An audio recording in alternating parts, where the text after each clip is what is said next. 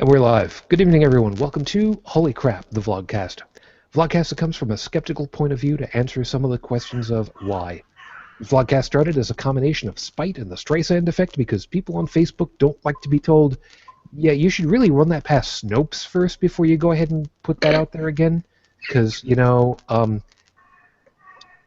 I copied and pasted 3 words and I found it. Part of this is to follow through with the old adage, sometimes the journey is more important than the destination. I'm your main host. I'm known as Shujin Tribble all over the place. You can find me pretty much everywhere under that name. Let me fill you in on who all is going to be with us tonight, because there's a little bit of a change up in the lineup. Starting from the left coast of the U.S. and Canada, North America collectively known, out there in Calgary. Good evening, Dalan. Good evening. Moving to the right on your bingo card, north of me into Ontario, Canada. Good morning, Heretic Woman. Good morning. Back to the left, like a really bad bingo card, into the Midwest of the U.S. Good evening, Brigid. Good evening. Taking us to the armpit of what should have been Bernie country. Good morning, Unrenowned Tech. Yeah, it's definitely morning. Bernie should have won. Yeah, but later. And across the water over to Paris, France. Good morning, Joseph. Good morning, and I'm the free spot in the bingo card. Yes, he is. Which is basically He's just the the Joker. nicest way. Yeah, it's just the nicest way of us saying he's the cheap date. For those of you that have been watching, of course, you know full well that we are missing 2 people. Chris is otherwise probably sleeping off a fun party. Joey is not going to be with us this week. He's got some stuff that he's dealing with. Our thoughts, of course, are with you, and we'll be looking forward to having you back as soon as possible, man. For those of you that are watching, of course, live, please by all means take advantage of the question and answer here at the Google Hangouts, which, yes, we know, Google Hangouts is going to be going bye-bye in the actually next month. We're going to be trying out the YouTube live system probably very soon because, well, that's what they're pushing us to. The response system is going to be a little bit different at that point, so we'll see how that plays out. You can live tweet at us at HolyCrapTV. It's probably going to be the best way of dealing with this a little bit later. I've got that up on the screen for myself. We'll see how it plays out. But otherwise, we'll get everything going over here. So, with 5 minutes on the clock, with apologies to Noah, Heath, Lucinda, and Eli, I was about to say happy birthday. Happy congratulations on getting married, by the way, Eli. Our condolences to your wife. I will go ahead and get you started over here. Your 5-minute freestyle starts right now. Now, I titled this one, I Like Dick. So do you. Yeah, as always, people are always looking at me and going, all right, you know what the hell are you pulling off this time? Is it a stab at Nixon? No, it's not. Although, at least that was a Republican that we could honestly look up to and say, yeah, you tried to sell us that you were not a crook. How'd that work out for you? Oh, right, that didn't. Good job. But in this particular case, I had a little bit of fun on Facebook, and it's not a bad thing this time. I had some stuff that come up on my feed a couple of times over the last couple of months, and it's not pornography related, so get that one out of the equation too. Aww. However, I did get some unsolicited dick pics and dick vids, and it made me smile. Believe it or not, it actually warmed my heart. It made me applaud. It made me sing. I mean, there are very few times I can say that I saw a dick who was twice as old as me, and I enjoyed the hell out of the moment. And hundreds, thousands, literally millions of people have also been lucky enough to see this particular dick, and some of them don't like it because, some of them don't like the way it sounds. Because, well, I mean, come on, who wants to actually say I like Dick? Well, unless we're talking about the elections back from the '60s, nobody wants to say that anymore. Or the Dick from the lesbian woman. Could be. Okay, Dick I Van like Dyke. Dick. I just have to say that. That's all. Dick Van Dyke. But anyways. As a matter of fact, that's exactly it. Really? Dick Van Dyke is 90 years old. Wow. Think about this a second. Dick Van Dyke, the guy who was singing Chim Chimney and dancing up a storm up on the rooftops, the guy who had Chitty Chitty Bang Bang flying through the air, the guy who would tumble over the settee every time he came home to his wife, and not in later episodes when he had his son. The guy who brought so much mirth over 50 years easy of being a comedian, of being an actor. Somebody who had the audacity to put out there, you know what? My speech coach for Mary Poppins was really bad at his job, and I had to learn from him, and that's what we went with. 90 years old. We're not all going to have that. We're not all going to be that lucky. But what made me sit back and actually applaud and sing? He got a birthday like few do. He got driven as a marshal in a parade at Disneyland. And then,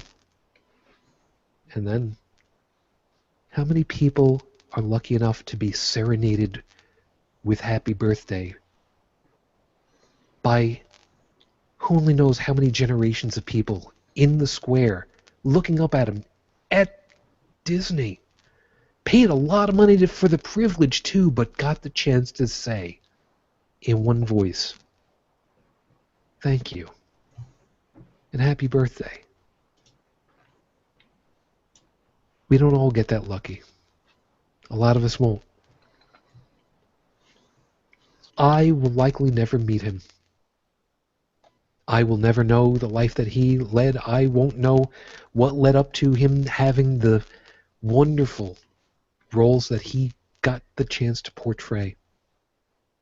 Phil Silver, I'll never meet him. I'll never meet Rosemarie or Morty. But I got the chance to live in a time when genius such as his made me smile. I like Dick. I'm glad that a lot of people do too. Happy birthday, man. And thanks. Is episode 127 on the docket, Your Honor? Dalan, you're not allowed to fix this. Clean up on aisle 3. Clean up on aisle 3. I like having my mixer board right over here to be able to do that. I don't use it very often for that, but this happened to be one of those times. I have not checked very much. I have not had the opportunity, unfortunately, because things have been a little bit crazy, but Heretic Woman, no news is good news, or any news? Yeah, the only thing that's slightly cause for concern is that Rafe's official Facebook page went down earlier this week. It is back, but NSOF had to post wildly to get anyone's attention. I did not find out what happened, how it got taken down or why. The important thing is that it's back, because I think she was quite upset about that. So his official page is back, but other than that, no, nothing has changed. Which doesn't totally surprise me. I mean, there've been a lot of takedowns that have happened, especially for so-called grassroots efforts by various theistic groups saying, you're hate speech and conduct and blah blah and take it down. And Facebook been following that. We've had some. I think Facebook has a shoot first, ask questions later policy on that. If you all it takes is a complaint about it. What? YouTube's not much better. No, they're not. Neither one. And of course, people with no rational argument against something are taking full advantage of that. Yeah, I don't know if you guys have heard, like, there's a show, The Bible Reloaded. Yes, With Hugo and Jake. Yep, been following that. Yeah, like here's a group they've done some reviews on some Christian movies. It's I would say they were like god-awful movies, but maybe not as creepy. Yeah. The Eli Bosnick story. You do realize that is a really, really low bar to slither over. You do know that, right? Yeah, I know. I do realize that, but anyway. A low bar to slither over because it's so low you don't have any other choice. Yeah. Nobody get limbo to this one. But anyways, they've been especially critical of a particular production company's movies, and this company, or at least an individual for it, has been firing back with false DMCA claims. Yeah. A lot. Living Waters? No. 5 and 2 or something? Yeah, Cristiano Brothers. Yeah. Anyways, now every time they come up, the guys from TBR they've gotten them down. They've counterclaimed. They've done everything, and they actually finally got to an agreement with the production company. But apparently, the guy who filed all of these claims got a little butthurt because he didn't win, and he went after them with 5 claims in a row. Simultaneous, yeah. And most of them were citing things that, well, there was one episode where they said, yeah, we got DMCA'd for this, and they DMCA'd that episode. Yeah. Because they mentioned them. Yeah. This guy did Trump-style double down on everything, and I know that's going to segue for tonight. So TBR finally said, you know what? We're in the right. Legally, we've got everything on our side. Even YouTube has said, yeah, this is bullshit. That was the big thing, was when they got the notification. It wasn't, oh, your channel is getting zapped and we're doing... It was, hi, we're just letting you know that these people filed a whole bunch of bogus claims and we're not doing anything because it's stupid. Yeah.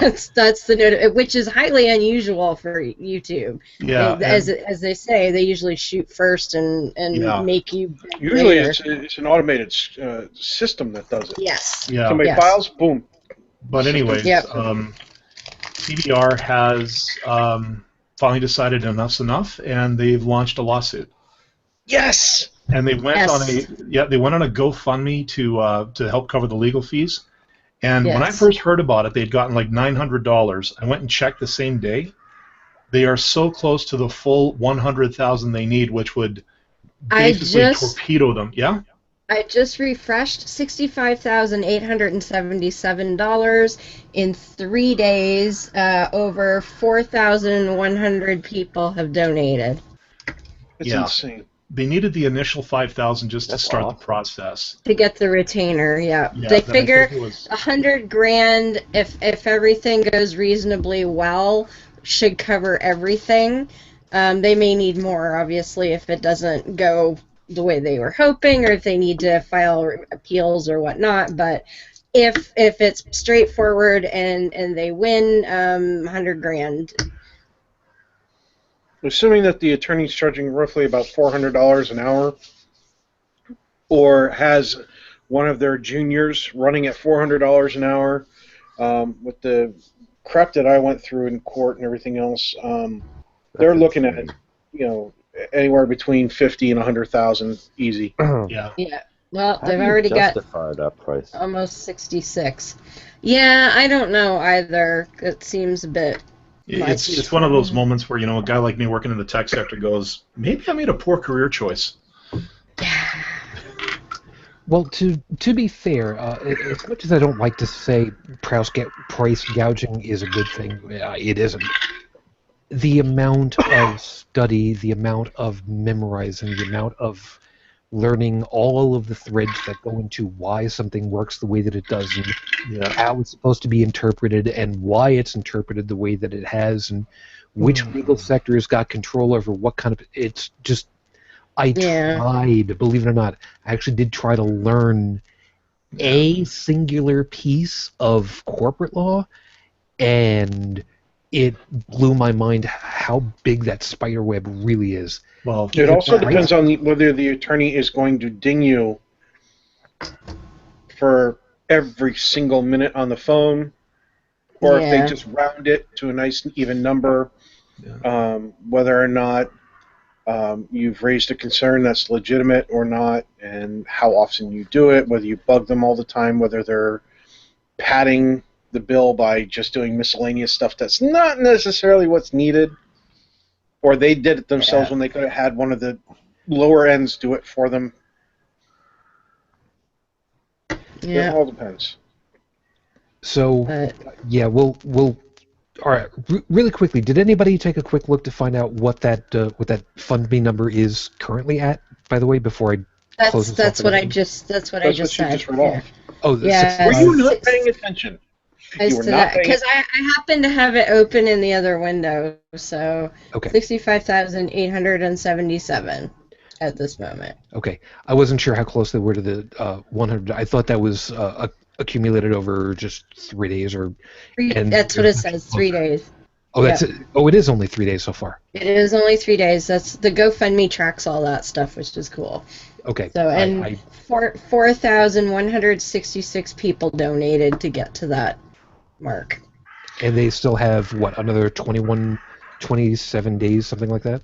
Something like that. Well, they already have enough money to take the 5,000 for the retainer, because one of them made an update just stating, it's Jake. It's I have to do this for GoFundMe, so my name's Jake. I'm one of the 2 hosts, and I will be withdrawing the funds. So, in other words, hey, we're taking the $5,000 to go start this thing going. Okay. It started. Everybody. Yeah. I'm sorry, Tech. One of the things about some of the about GoFundMe is that they encourage you keeping in touch with the people who are providing the funds. That way, it doesn't seem like they're just throwing their money in a pit, regardless of what it is that's being funded. That they get some feedback that yes, your donation, even if it was a penny, is appreciated. Yeah, well, the minimum's $5, but still, absolutely. Easy. But the response, even if it's a forced response, is still better than no response. Absolutely. Yeah, so good luck to those guys. They're well on their way. And if they said it's not, you can't predict the outcome, obviously, but it's airtight enough that the only way they could foresee losing is if they got some uptight Christian judge who was like, oh, them damn uppity atheists, I'm going to hammer you, you know what I mean? So. And they do exist. They do, Sadly, absolutely. yeah. But it depends on which state he's getting sued in. Well, they live in Idaho, according to this. So, but it might depend on where the Cristiano brothers are. They may sue there. I don't know.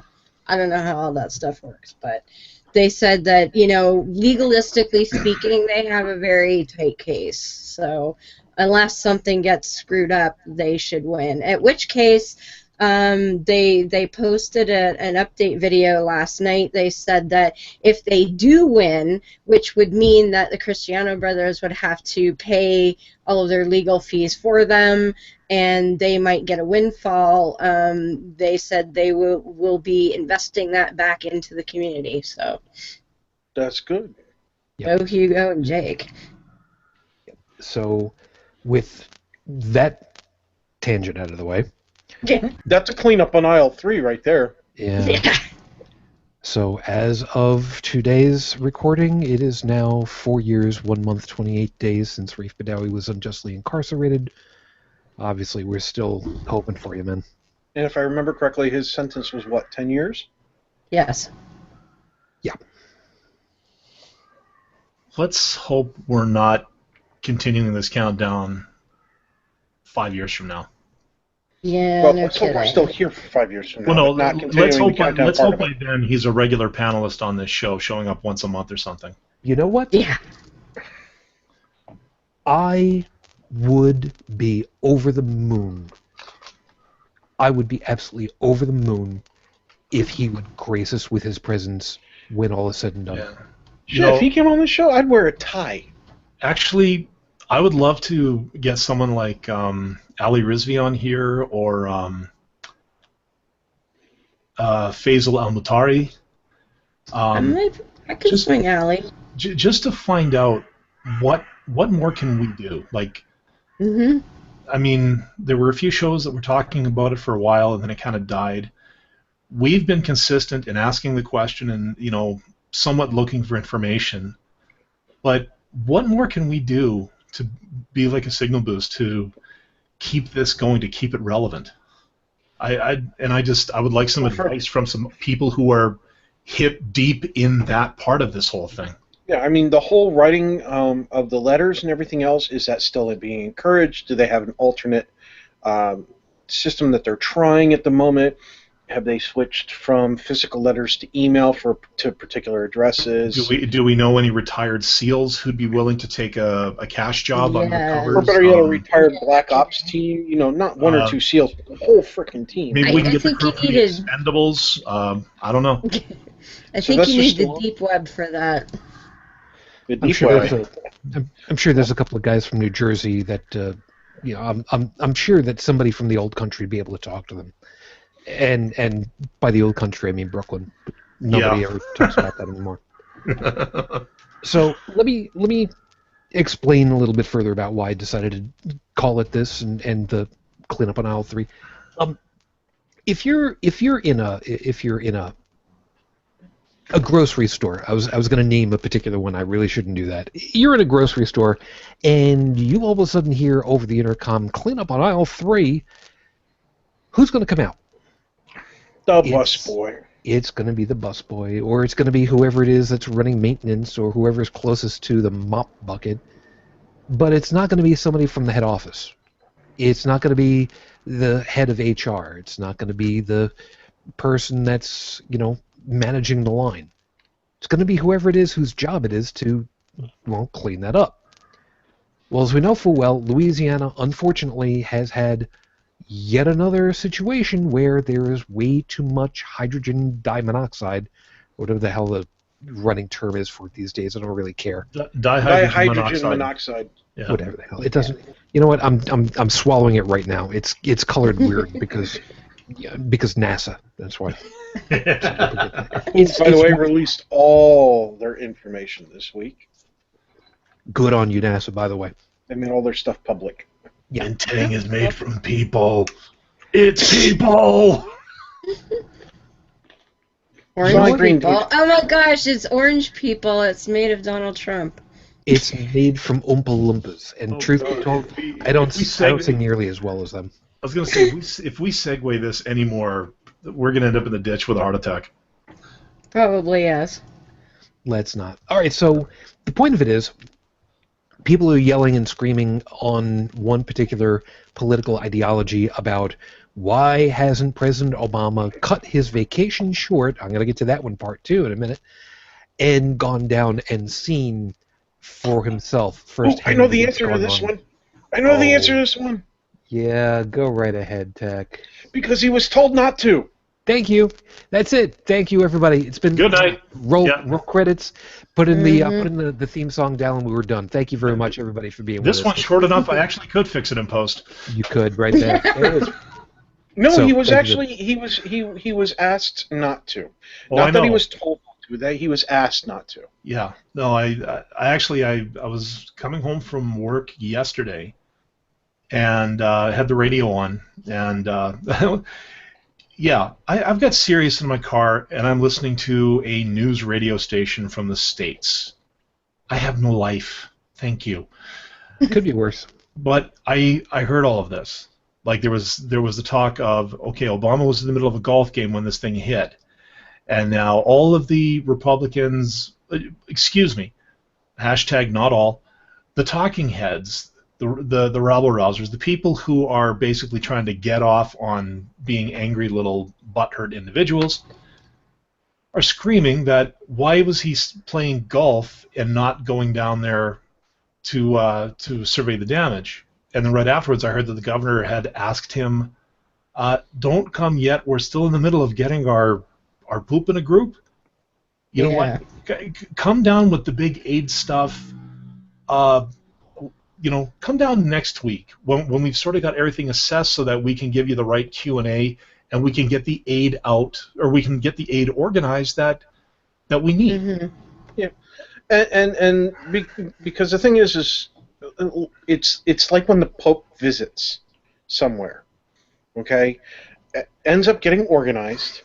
Massive amounts of resources are repurposed and rededicated to the protection and transportation of that one singular individual, plus their entourage, as added addendums later on. And so you're spending massive quantities of money on something that doesn't need to happen. If you're going to get a photo op of the president, get a photo op of him writing a letter to the people of Louisiana, telling them that they're in his thoughts, or get a photo op of him standing in front of the camera saying it, personally, or signing a document to help them out to release emergency funding, for the cleanup effort, for housing, temporary housing, for schools, for food, for water, that sort of thing. Don't go visit. In fact, the governor didn't just ask Obama not to visit. He also recommended that Trump stay away and instead make a donation. But Trump didn't listen. He showed up anyway. I've got that one on my screen. Again, doing a little bit of fact checking because in prep for the show, I was looking on Facebook. By coincidence, folks, just for the record, I don't go to Facebook to look for any news stuff in prep for this show. But I did run across something about the Donald Trump. And it was from Snopes. It is so funny. Like I said, we've segued so much into this. And I just wanted to check out the whole thing about him coming down to Louisiana and okay, all his organization for 49 seconds of FaceTime on camera while he's handing out toys and Play-Doh to the people of Louisiana. Play-Doh. Yeah. Yeah. Play-Doh. Now to plug the holes, right? Yeah, now the reason I went after now yesterday on the news program. Well, yesterday on the news program I was listening to, they had mentioned that, and okay, typically when I hear it from a news station, I will give it the benefit of the doubt. I know I'm probably naive when I say that, but still, I would think that if you call yourself a news station and don't classify yourself as an entertainment station, Fox News, there's got to be some truth to what it is you're saying, or you're going to have to do a retraction the next day saying, yeah, we goofed because one of us checked a blog instead of an actual, instead of us actually going down there. So I went on to Snopes to find out, did he do Play-Doh? And Snopes' reaction was, it's a mixture. What's true? Donald Trump did indeed donate Play-Doh brand modeling clay to Louisiana flood victims. What's false? Play-Doh was not the only item donated by Donald Trump. Just trying to see what else he did.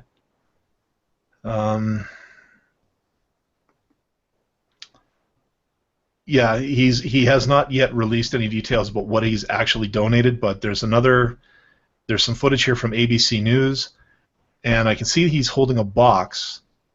Looks like there's some toy cars in it and stuff like that. Like, dude, screen share for those of us that are visually yeah, tuned in. Sure. It's just one of those wonderful features of Hangouts. Oh, shut up. While we still have it. While we still have it. You may have to go completely audio. Yeah, so, Google, you suck. Just saying. Yeah.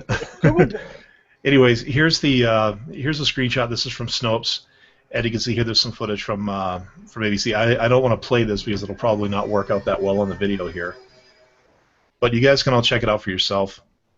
Now,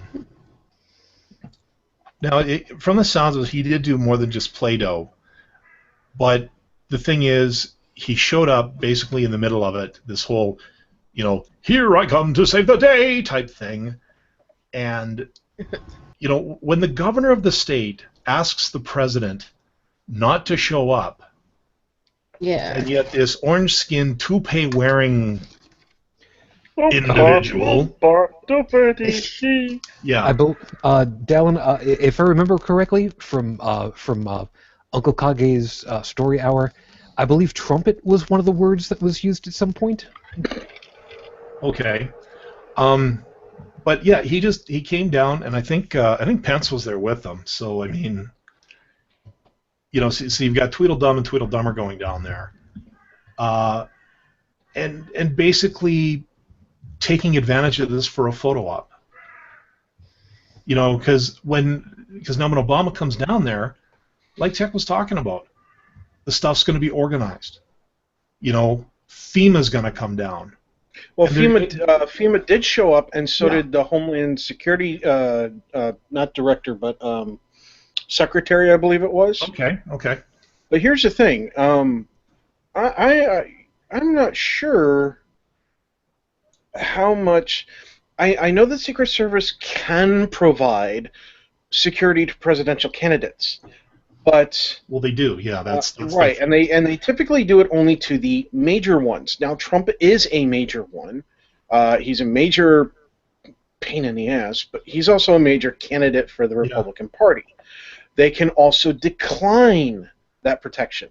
What I'm curious to know is, did he decline it and bring his own personal protection, or did he allow them to do that while he was down there? Because if they did, then once again, he has contributed to hurting the area in the way in a not as severely as a visit from the president would have, but still in the same manner, the same method of a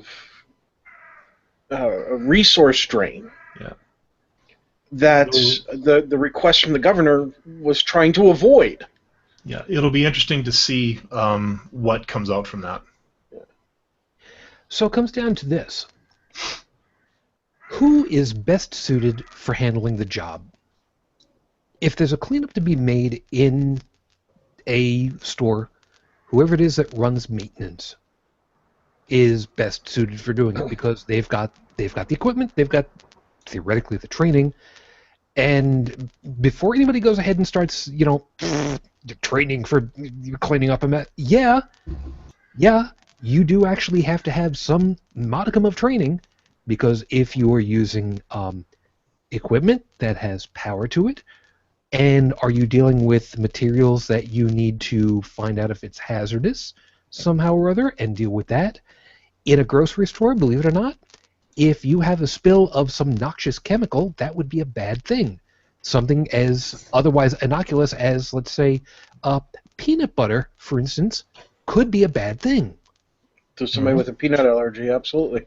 There's also OSHA regulations, which a lot of people aren't familiar with. They don't realize that there are laws that are completely and utterly designed to protect them from harm. For example, I used to work not only food service, but I used to work retail, and somebody brought a computer into a store location that it was basically a biohazard. It looked and smelled like it had been inside of a dumpster that was housing not only rotten food but human waste. That was the extent of it, and it was brought in a black plastic garbage bag that you could not see through. I documented the entire incident for the company, which will prevent a lawsuit later on. But long story short is that before I had done that job, I worked in construction. And if you ever want to learn OSHA regulations and laws about things that are designed to protect you from harm, go work in construction and in a union. Okay. Oh, it's not just construction. I worked manufacturing for 12 years, and I was their OSHA coordinator. There you go. So, like, I was the guy that helped maintain the system.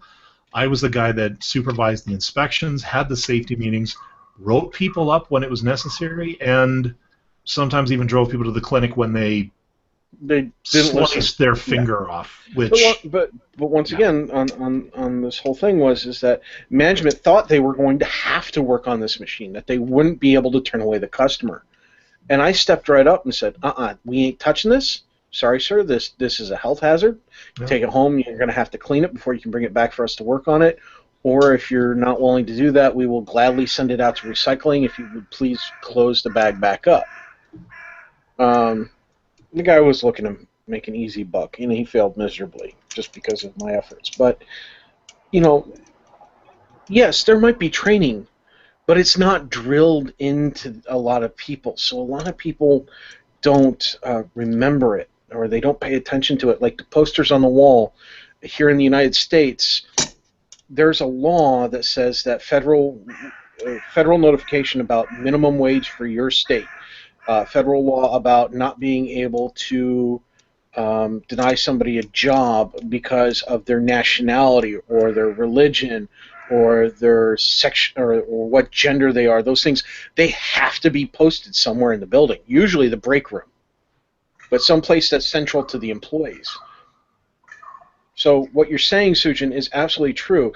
In food service, I learned about different chemicals I could use to clean the food surface areas versus the floors versus the bathrooms, the buckets, and all that. And I'm willing to bet that there's a modicum of that similar training for cleaning up spills on the floor, depending on whether there's glass or hazardous chemicals from the laundry aisle or peanut butter for somebody who has food allergies. But the best part, sorry, not the best part, the biggest part about it is who's got the expertise to handle the job? Now, President Obama may be an incredibly, he could be, just for argument's sake for a second, and I would be saying this no matter who it is that's currently in office, all right? Just want to clear that. President Obama could be the best president that has ever been known in our country. Let's, for argument's sake, you're using this as a hypothetical. As a hypothetical, exactly. Statement, not a statement of fact.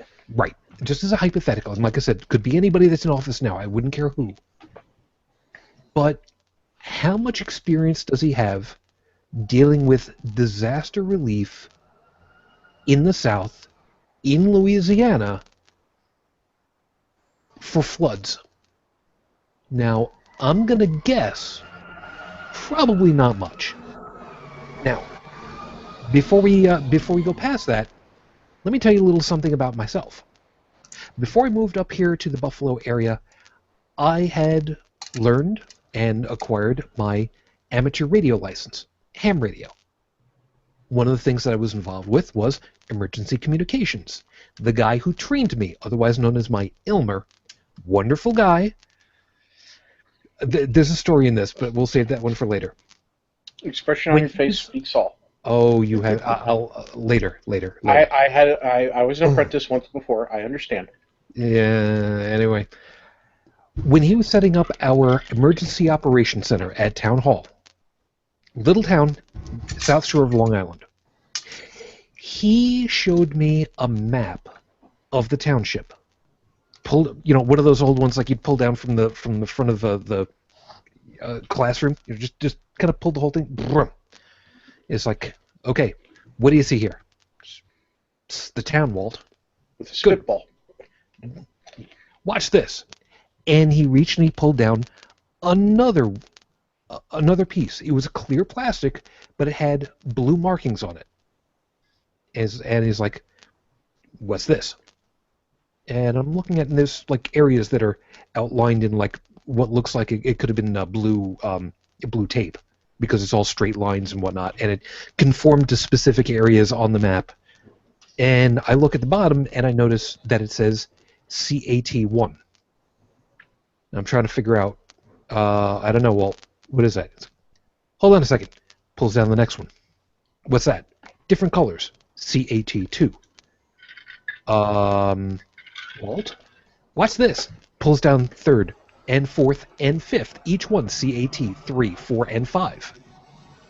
He had acquired from the Army Corps of Engineers Nice. floodplain information for the township that we lived in for each category hurricane. Cat 1 through 5. He already had the information that would say, if we get hit with a Cat 3, and we got hit with several Cat 3s, Floyd, Gloria, you might remember those back from the mid-'80s. Anybody remember Andrew? Andrew was not a big deal, and best of my recollection, no, not for us. But we were prepared enough to know if National Weather Service, which was based out of Long Island, Brookhaven National Labs, that's them, if they said, you've got a Cat 3 coming your way, it's going to be making landfall between this time and this time, and it's going to be hitting between this town and this town, we would know what to be planning for. Now, I am a nobody. I am a schmuck. I was a radio grunt. I knew how to operate a radio. I knew the federal regs that required of me. I knew how to pass emergency information traffic around the town, coordinate people, and had to send information back up to Albany via 6-meter radio traffic, 54 megahertz, for those of you that want to follow along with all that. And more importantly, how to coordinate between us, the county, and if necessary, directly into New York City. And we had our most important emergency communications repeater up on top of World Trade Center before it came down. That was something we were unprepared for. But you know what? The ham radio guys, once they finally figured out what was going on, once they understood, once there was an opportunity to do something that was unprecedented, we people who do this for a hobby figured out, okay, what do we need?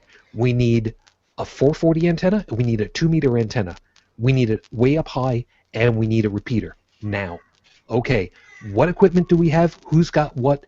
Let's go ahead and pull it all together. And they found a way. They improvised like crazy because that's what they knew how to do. And I still remember some of these people fondly. Brilliant individuals. And they made do with less than ideal conditions, and they made stuff work. And it was because they had the expertise. Now, do all of them have electronics degrees, or are they in television production? No, hell no. A lot of them weren't. A lot of them were. There's one guy who worked at NBC Studios a lot of times. But they were the people who knew how to make stuff happen. And you'll forgive me, President Obama, please forgive me, I don't think you've got that expertise. And I don't think anybody should be given grief because they don't have the expertise to handle a particular piece of whatever. That's what you got other people for. And I can't believe I'm about to say it this way. Sometimes you do have to delegate out the stuff. And that really hurts for me to say because that's a code term that's been bucking around a little bit. Brigid, I want to grab you on this one because this is an excellent particular situation because of a whole bunch of other pieces. In the medical establishment, doctors don't run blood tests. They don't necessarily draw blood and check on it. They don't do a spinal tap and run the fluid through whatever to dyes to try and figure out what's going on. But they're the ones that interpret it. Yep. Now, how many different levels of people would come into play if, a perfect example, somebody needed a spinal tap? Is as discomforting an idea as that might be. My ex got that when she was pregnant with my son.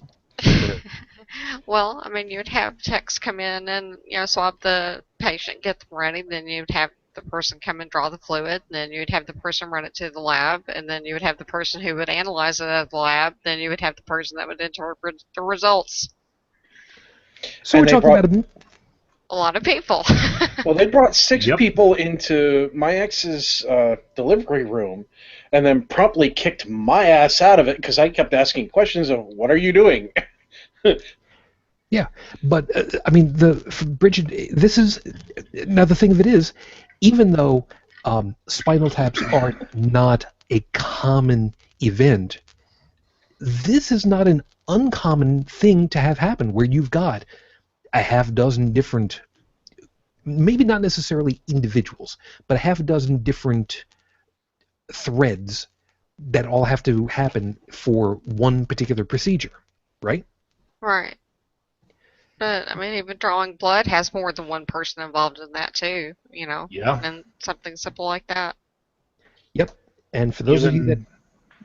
Yeah, Del. Oh, sorry, I was just going to say, even the type of blood draw that you're taking, like my time in the hospital earlier this year, when they switched my medications, or changed the regimen that I was going through, every time they made a change, this one particular lab tech would come in and draw blood for culturing.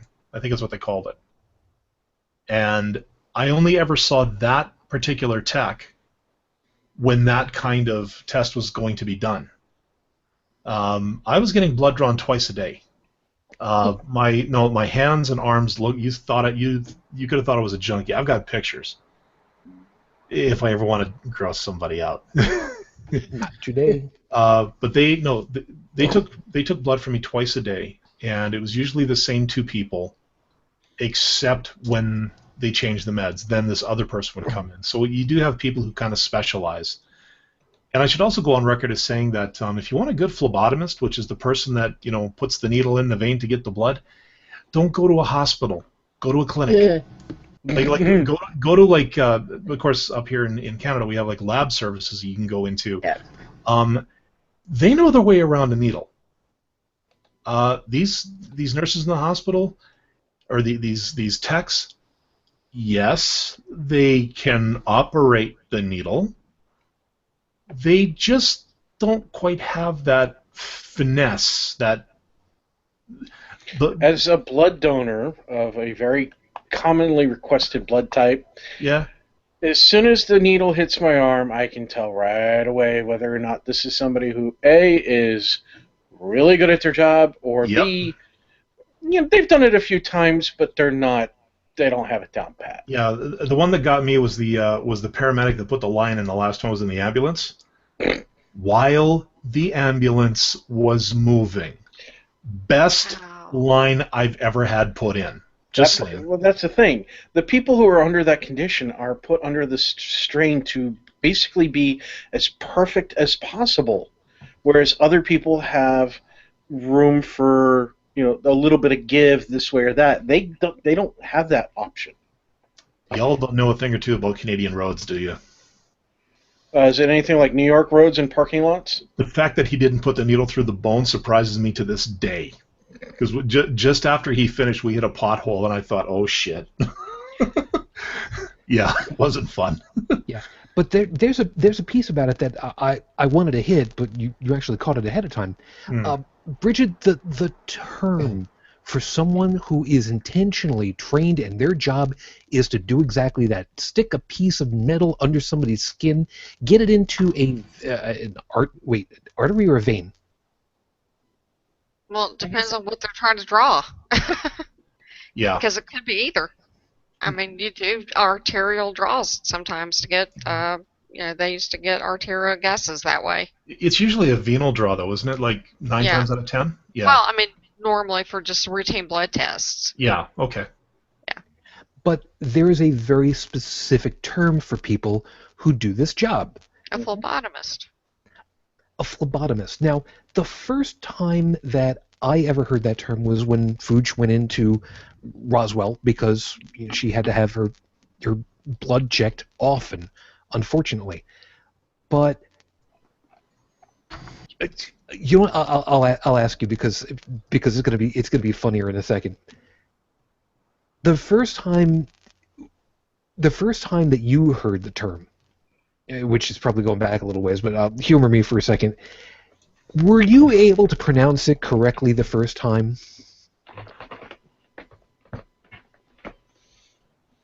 Well, the first time I'd heard the term, I was in the military in basic training. Oh. And I think I had read the word before I had ever heard it pronounced. I don't know how to answer that. Oh, shut up. You know, every time I hear a crow going on, I keep checking to see if I have a video game going on in the background, you know? All right. But the point of it is, the term phlebotomist, I stumbled over many times the first couple of times, and by the way, I was also just catching up on the internal chat. Yeah. So I take it Sorry. you said And the one we plebe had the first in time. basic training sucked, by the way. fair enough. But the term is for somebody who is specifically trained in exactly that job, Mhm. and theoretically doing it well, if not correctly. And Fuji even said there was one person very specifically that they wanted every time because they were good. Never even knew it was happening. It was just, okay, are you doing good today? Cool, great. All right, just put your arm over here. Hang on a second. Your spot's right over here. Good, no problem. All right, so everything going good for you? Cool. All right, we're done. What? Great. But that's the point.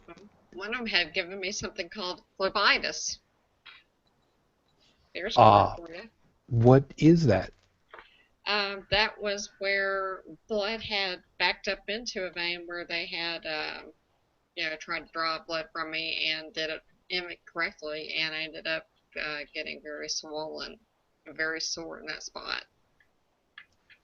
No long-lasting problem, damage, I hope? It was not permanent, but it was pretty bad for a couple of weeks. Ugh. Yeah. That's kind of the point that I'm going for. There are people who know what the hell they're doing, and they are put into the position of doing a job because they've learned how to do that job. You, Brigid, you learned the medical pieces that you did. You had a particular term for what you do, right? All right. And tech, for people like us in IT, we have very specific terms for the specific jobs that we have handled. Yes. And one of them is not Bastard Operator from Hell. That's a title for someone That's entirely not different. Okay, Bastard Operator from Hell is a title. Okay. Yes, but It's it's a only coveted owned by title. one. Yes, only owned by one person. Yes. However, there's also argument about being separated by continents. But we won't get into that. The point is that it's not an official title. Or at least not officially official. It's kind of Exactly. unofficially official. Exactly. But there's many titles for many different positions in the IT industry because technology has so many different, like the human body, different systems. Now, the point that I'm trying to go with this is that for somebody to expect the President of the United States to become a disaster coordinator when that's not his job, because his job is POTUS, and I don't remember anywhere in the word POTUS where it says EOC, Emergency Operations Coordinator, which I was an AST, Emergency Operations Coordinator. That was my title, AST. Whatever. Screw you, Walt. Screw you. But the yelling and screaming about somebody when this has happened is ludicrous to me. It doesn't make any kind of sense. Now, Joseph, I know it's been, I haven't specifically targeted you on this one, but there is a piece about this that I think you're in a grand position for. You don't check the news quite as often as what we do. You've got the news that is from where you are there in France, whatever little bit that you do get to. I spend about an hour and a half every day checking up on the news. You know what? You know. Anyways, yes. You know what? I don't care. I'll go with the PG, a hard PG on this one. Fucking people, man. You know, all I ask for is one rehearsal every Saturday night. What do I get? I get this. Thank you so much. Entertain my assumption. Wait. What is this rehearsal of which you speak? Yeah, like rehearsal? Well, it's obviously without us. Time out. Hold on. There's going to be people that, no matter what you say or do, they're going to be upset that the president didn't go, because there is a history of presidents visiting areas of the United States, that which they've been presiding over, after a natural disaster has occurred, at different time frames of the disaster or the aftermath of it. And rather than kicking that puppy around a bit, the crippled one, as it says, I'd actually like to make my expectation known of the president's actions. I would expect that a president who is cognizant of the fact that their presence is going to have a drain on whatever resources are there when they go visit. Not if, but when. I do expect a visit from my president to go to Louisiana, just like any other section of the U.S. But I would expect it to be after the roads have been cleared, after people are starting to get back into their homes, and groups are going out there to help rebuild. That way, the president can see with his own eyes, yes, our funding cleared the roads. Our funding got people fresh water and emergency rations and fresh food, that people's homes are getting rebuilt. And to let the people know that I am here, that I have not forgotten about you. I didn't just send a check. What about the part about him visiting to say, well, how the fuck do we prevent this from happening again? The problem is there's only so much that you can prevent, because Mother Nature is a bitch. For those of you that are keeping track, that is Murphy's Law number 13, chapter and verse. There is only so much you can do based upon your physical location. For example, we have a section here in the United States of America. I don't remember the exact details because Geography 101, I almost failed. But it's called Tornado Valley. Tornado Alley. Or Tornado Alley, sorry. Yeah, been there, thank you very much. Yeah. Tornado Valley is your butt crack. Not shots fired. Yeah, anyway, Tornado Alley. The thing is that the reason why it's called Tornado Alley is it has a bit of a reputation of having tornadoes occur there. And yet people decided, hey, this would be a great place to live, even though our houses have a very high statistical probability of getting knocked down and us getting very much dead. Well, and look at like everybody who lives out in California, where they have fires every year. Yeah. Like every year, a relatively similar area of California burns, and yet people still want to go live there. Now, here's the thing about Louisiana. The area that was originally flooding was evacuated, and they evacuated them to areas that were not known to have flooding occur as much as those areas. But overnight, the amount of rain that came down was so unexpected that people were waking up. They were knee-deep in their own kitchens. One guy sent a picture of him getting coffee with muddy water up over his knees. Well, he was still in his pajamas. He had just woken up. The night before, the roads were clear. Or with the Wake up the electricity next day and still he's on? flooded. With the electricity still on? How could he get coffee? Maybe Maybe he had a gas stove. You know, Yeah. the We point have a is, gas. We have a even gas then. stove. I could I make have a tea. portable gas stove in case the electricity goes out. Everybody has options. I apologize for my brain. Well, anyway, the point is that nobody saw that massive quantity of rain being dumped overnight, nor getting flooded overnight. That's why so many people were caught off guard. Mm-hmm. So the piece that I did want to ask you, Joseph, by the way, getting back to it, was what kind of I want to say what kind of coverage, but what kind of word has come out your way about this whole thing, as far as to what's been happening with the U.S. yelling at our president currently? I'm going to expand this out a little bit further to some other pieces, but as far as this particular at the moment, has anything come out your way that you've seen local? But the French press they look at a lot of even American media. It's a bit like Reality TV. Visiting a zoo. Wow. It's like commentary from the outside. It's like look at what they're doing now, kind of attitude like that. I take it we're the Kardashians, or are we more like the Kardashians or the Osbournes? Probably the Kardashians at the Osbournes' house. Oh my! Wow! Oh Wow. That's like Inception level train wreck. And narrated by I don't know. By Chuck Heston. Yeah. Little known fact, he did not like being I've called got a Chuck. name block. I've got a name in mind. But anyways, but if I can talk about this personally, I mean, just like giving this critique of Obama airtime. I mean, it's just like it's not from a rational place. This critique. I mean, they're just like these people are just taking any possible opportunity to criticize him.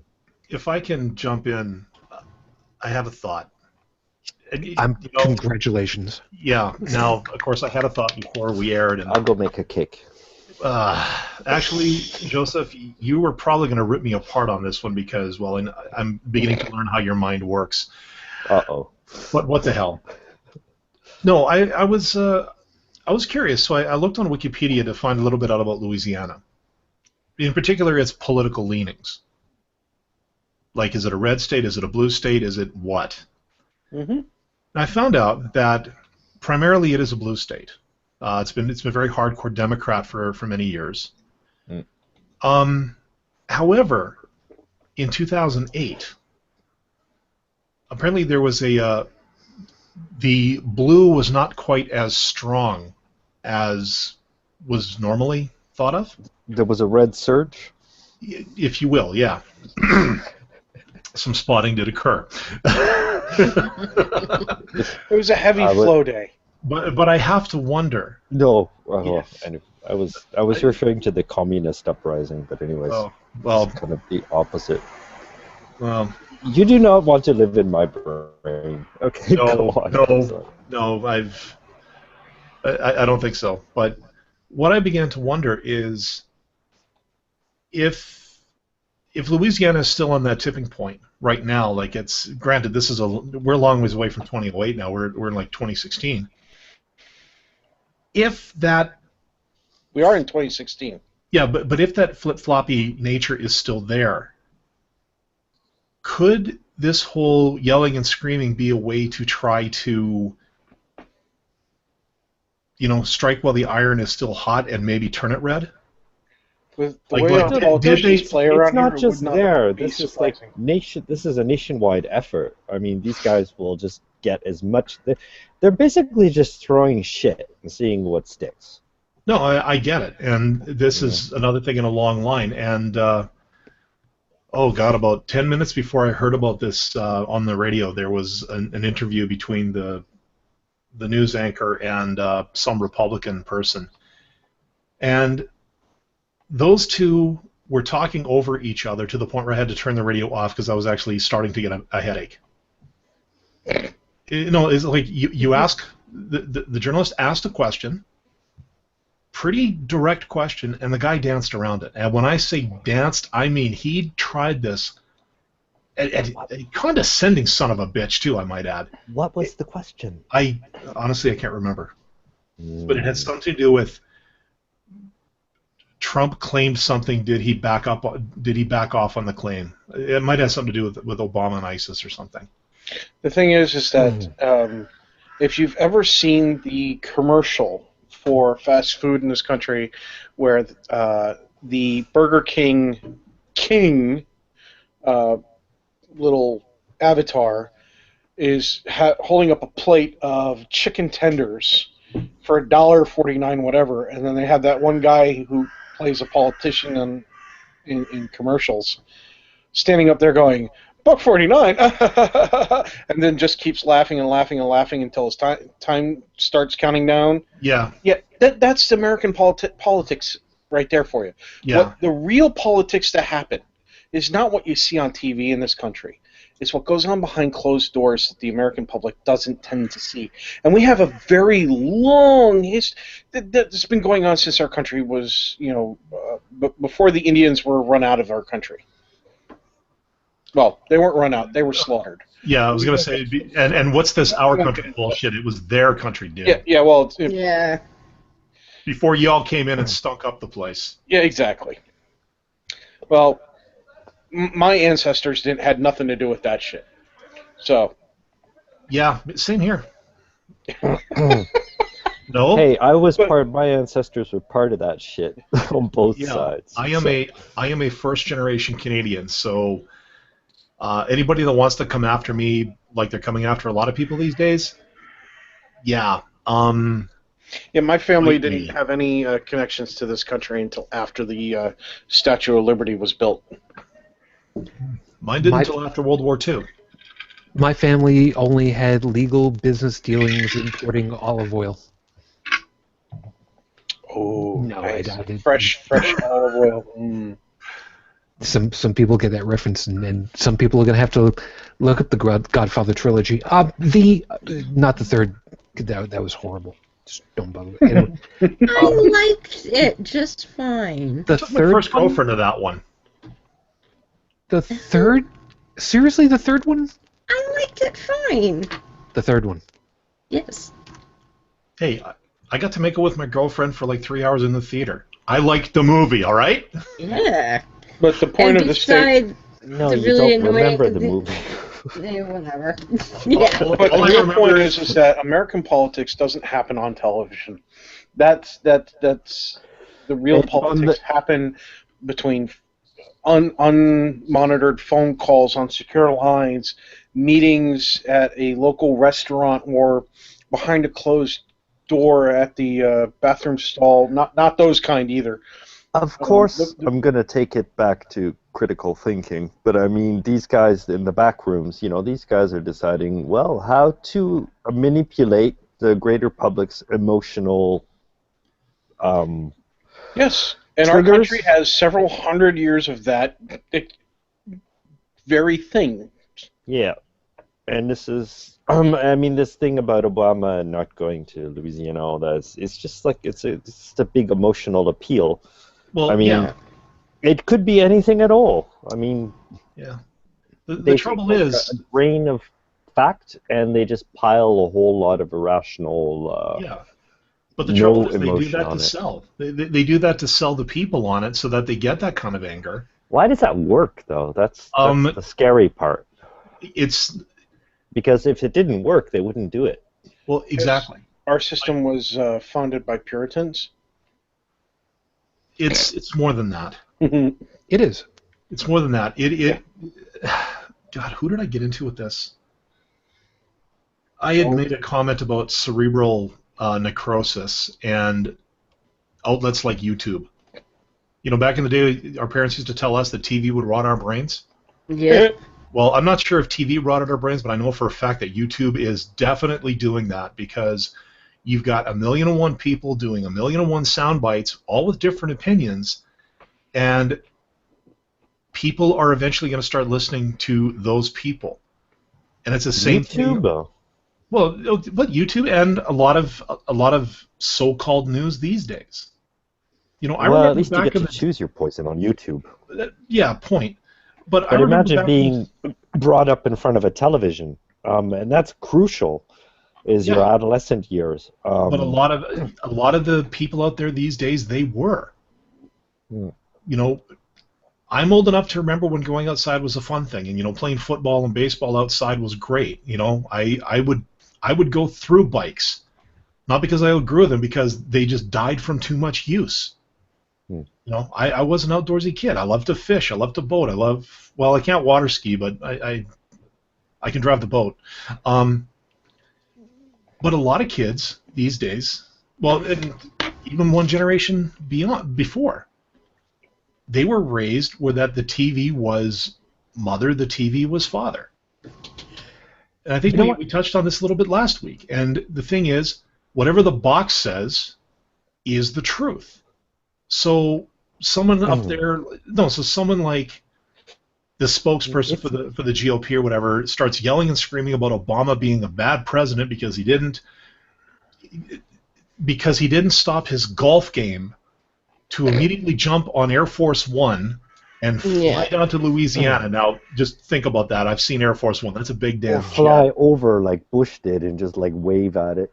Well, whatever. But the fact is that these people sit slack-jawed, drooling, bleary-eyed in front of the TV, listening to some loudmouth yell and scream about that. That keys into the anger of, why do I not have an HD TV? Why do I not have all of this stuff?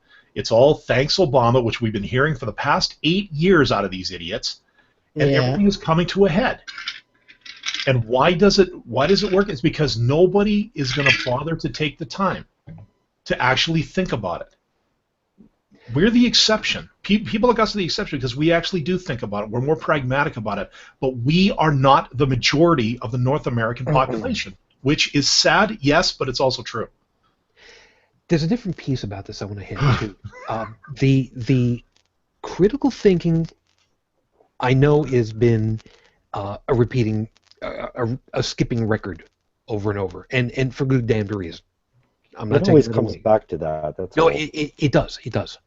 But taking into the YouTube boob tube for a second, and I'm bunching this together for a reason.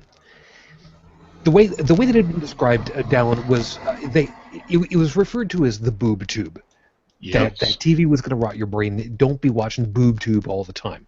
That was the derogatory term for it. Mm-hmm.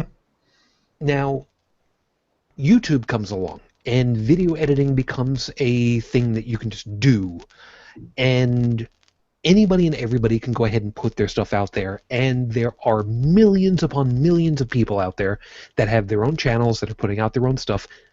We happen to be some of them, admittedly, and everybody has an agenda. Whether they like it or not, they have an opinion that they think is going to be right. Mm-hmm. And that's part of the reason why they're putting it out there. Let me take you back a second. Yes, if I Joseph. can, Yeah, really quickly. What's their definition? What's their definition of right? Because to somebody who thinks critically, right means most corresponding to fact, the whole story. But right to somebody who doesn't think critically, it's what best matches my my part of the population that I agree with. Yeah, I have the conclusion now. I search for evidence to support my conclusion. Where have we heard this one before? Yeah. Exactly. Right. My interpretation of how things are going. Now, you're right on the mark. Let me take you back to 1969. The Apollo space mission. Apollo 11 lands on the moon. And who was broadcasting it? Who was in the newsroom? Who was on TV actually casting it at the time? The biggest name in news at the time, Walter Cronkite. He was considered the voice of reason and rationality because he was even though he was a news anchor, even though he was on TV, he was a journalist.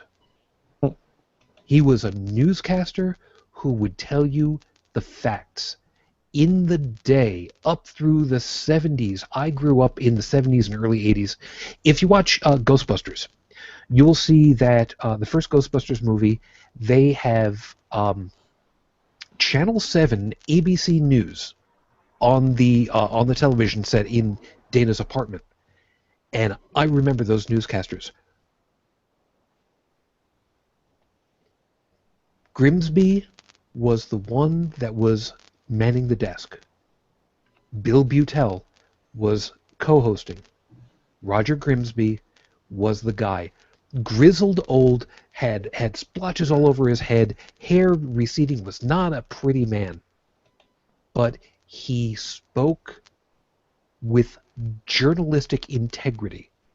It wasn't about whose ideology. It wasn't about, is it a liberal or a conservative market. It wasn't a Democratic or Republican managed organization. It was about, what are the facts going on? What's actually happening? Who responded to those facts? Who didn't grant us an interview? What did they say? What didn't they say? We don't know because they didn't say it, but we have facts that are corroborated with these images of these pieces of paper that show what happened, and they don't want to respond to these things. And it was not a matter of interpretation. It was the facts. There are very, very few YouTube channels at this point that follow that idea of journalistic integrity. It's the only Because word they wouldn't get very many views. Yeah. You know, like these days, even mainstream news is turning into just a bunch of op-eds. Because well, look at Fox. Look at how many times Fox was taken to court because they had made false statements, and they ended up winning their the people suing Fox ended up losing because the Fox attorneys went before the judge and said, well, look, according to our paperwork, we're just an entertainment station. We're not actually giving the news as a regular news station. We only do our news for entertainment purposes. Yeah. Which is kind of the same way as the World Wrestling Entertainment being changed from the World Wrestling Federation because it's sports entertainment. It's not gladiator games. I'm sorry. Was that 2,000 years too soon? I don't know. But the point of it is, Joseph, let me pitch it to you. Knowing what journalistic integrity was like 50 years ago, where you are told, here are the facts, here's what we've been able to find out, here are the questions that we asked of people, here's the video, that the film, I should say, that shows you what they responded. Do you think, your opinion, that contributed at that time to better understanding, better thought processes, better interpretation of what is and what should be versus the giant op-ed opinion pieces that so many other places seem to be going with? Et al. Fox News. Duh. Thank you. I mean, there you go. Roll credits. Dalan, go ahead. Put in the final music right there. Second time tonight. Good night, everybody. Oh, we jeez. counted on journalists because,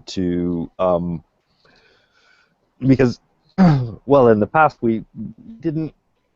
Journalists were our checks, not check and balance. It's not the right term, but they were our fact checkers, and the they would our translators actually, or they were like the bridge between what the politicians were saying and reality. I mean, politician is going to put out their selective, biggest crowd possible pleasing view on something, but the journalist, it's they were counted on to give the truth, whether you like it or not. Let me pitch this idea. You know how with the police you've got investigators, you've got inspectors to try to understand what happened to a crime and piece it all together, forensic evidence and all that stuff. I kind of feel like the press at that time, they were the public's arm of the investigation of the government. They would find out, they would question, they would make phone calls, they would walk the beat, they would ask other people, they would get pieces of information, and they would present it out there and say, here's what's happening. Yeah. Do you think that I'm going to get you in a second, Dalan, but Joseph, do you kind of feel like that may be far more accurate than they're just people on TV?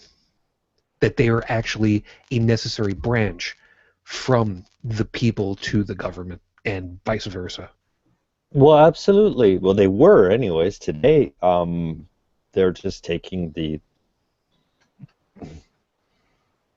I don't know exactly what they're doing. There are fewer and fewer sources of like real information or like investigative information. I mean, NPR, but I don't know what else are out there. Yeah, Dalan, go ahead. I know you're chomping out here. Well, no, I was just going to say, I can understand. Like, growing up, it was always, and now from our Washington correspondent, or and now from our Middle East correspondent, and then you would have, that person kind of became the household name for those kind of stories. We had, like, with our Canadian channels up here, we had people in Ottawa, we had people in Washington, we had people overseas, and they were the ones that would go after the stories. They made the connections. They could get the interviews. And this is what I wonder, like, is it the fact nowadays that, like, it used to be, I don't know, maybe there was like some, not so much quid pro quo, but it was more like, hi, I'm a journalist, you're this political guy, I need to ask you some questions, but we're going to be, let's play straight. Let's put our cards on the table. Let's just have a discussion. And you would get you would get the interviews, you would get the facts. But I wonder if these days those kinds of relationships are just impossible to get these days because of this sense of paranoia, or, again, based on that interview, that abortion of an interview I caught on the radio, where it's just attack while this guy dances around it. It's it's also the corporation. I mean, the corporate-led media agglomerates and all that. They're just, it's like just a big appeal to emotion, and facts don't work for ratings, unfortunately. Well, that's the thing. The news never used to be the bread and butter of a network. It was always the entertainment. That's what brought in the revenue dollars. The news was thought of more as an obligation to get the facts out there. The news, the weather, that sort of thing. That was expected as part of keeping America informed of what was going on in the world. Yeah, but then you ended up, I think it was Turner Broadcasting finally came up with CNN, Cable News Network. Yeah. And I think that was the spark. That was the one that sort of turned everything into, well, this frothing cesspool that we have now that we call journalism. Yeah, there's a piece with that. Heretic Woman, I'm going to get you in a second for a different piece, though, because I want to take from a different tack at the moment. Presenting the facts is all well and good, and yeah, facts themselves are not the sexy part of it all. And Tech, be listening, because I'm going to get you for a piece in a second here. Let me throw a different idea past you with one name as far as to how to present the facts and still make it relevant and still make it sexy. And I'm using the term in, of course, our air quotes here. Rick Mercer. Roy D. Mercer? No. Rick Mercer. Rick. Now, if I said I wanted to listen to the news, I wanted to watch the news, I wanted to find out what's going on up over there at the Capitol in Canada, would you tell me if I said, I heard about this Rick Merger guy, would you tell me he would be a good person to watch to get some information? I would say depends how badly she wants to mess with you. Well, I would. Yeah, Honestly. There you go. No, but you see, okay, so a few months ago, people were saying that you would get more American news from watching Jon Stewart than you would from any actual quote news station. Uh-huh. And I'd agree with you on that one. And Rick is kind of the same deal. He's a comedian. Yes, he tries to make things funny, but he does go really to the heart of things a lot of time, and he does try to cut through the bullshit and get to what's real. So yes, actually, I would.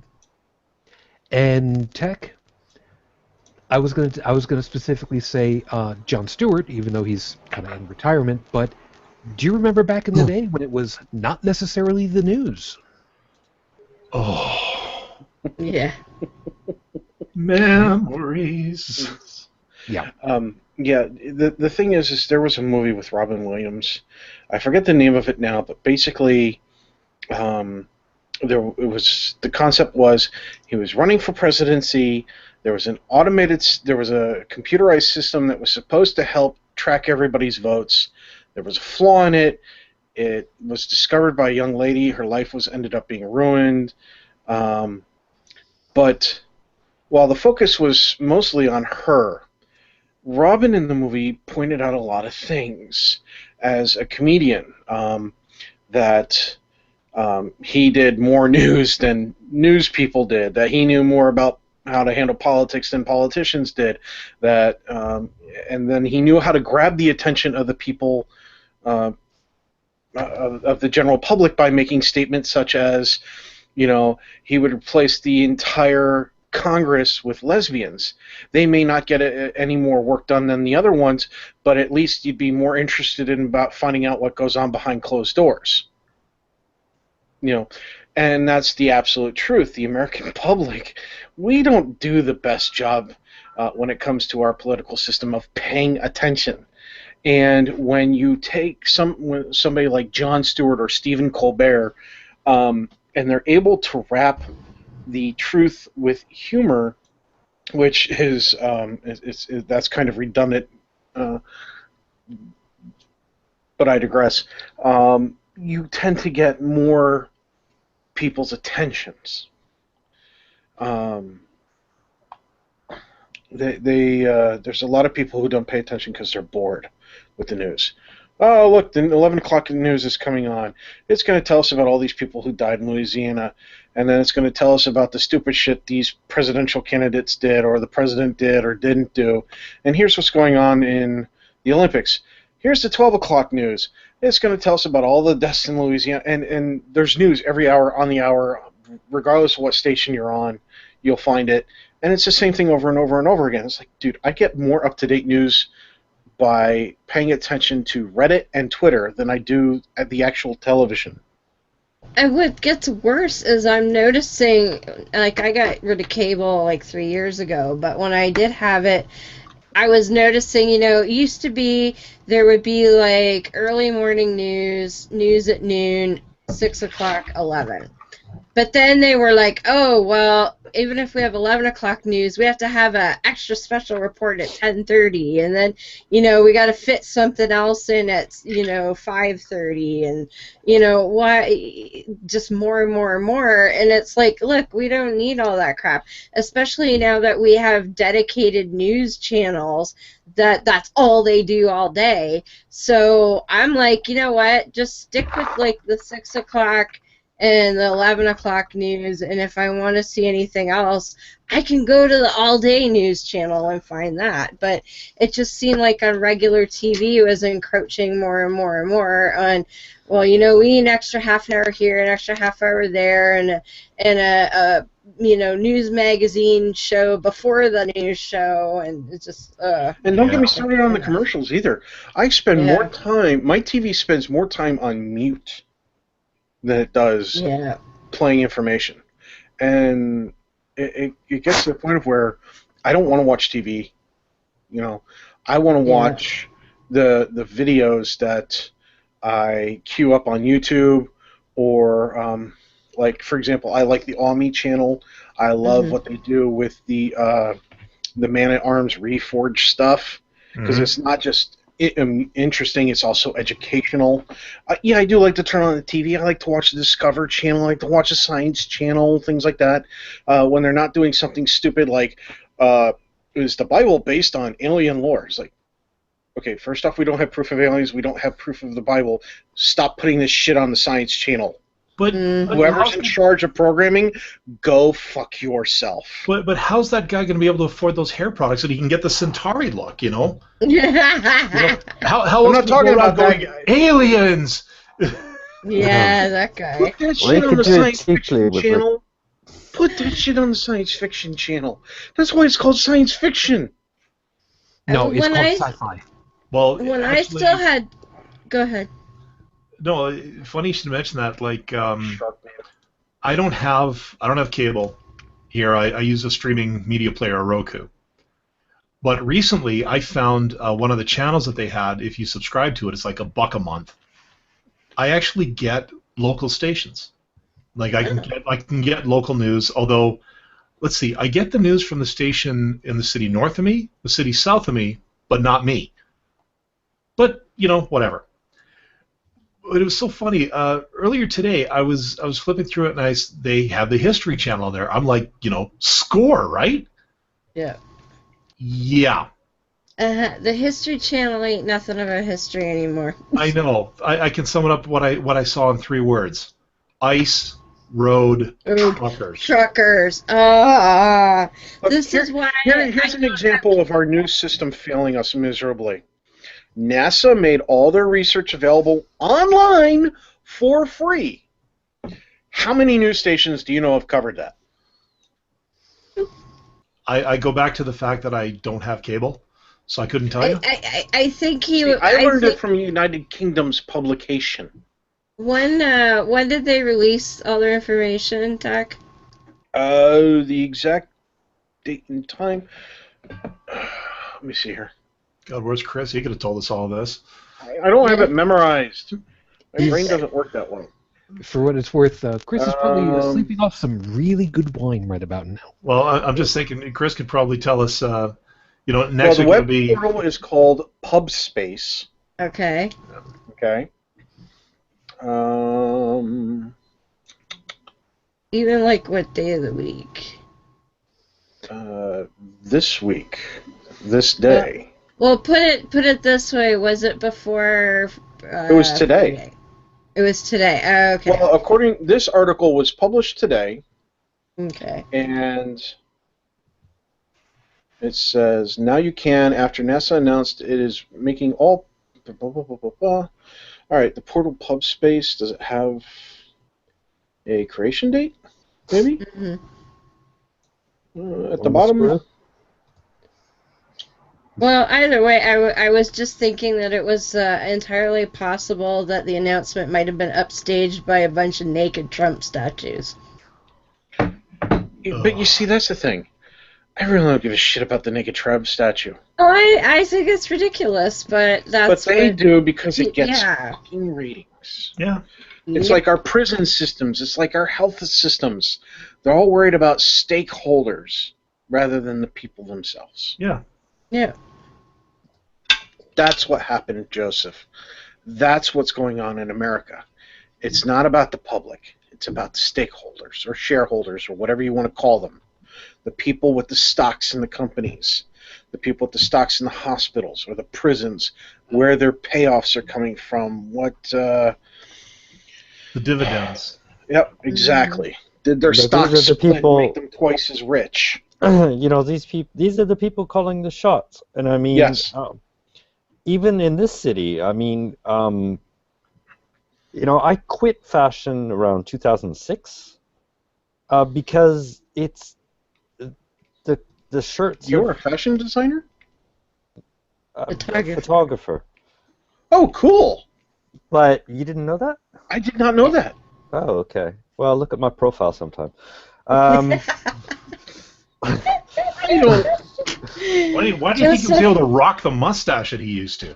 Joseph is Because a he was man of thinking many after me. talents. That's why.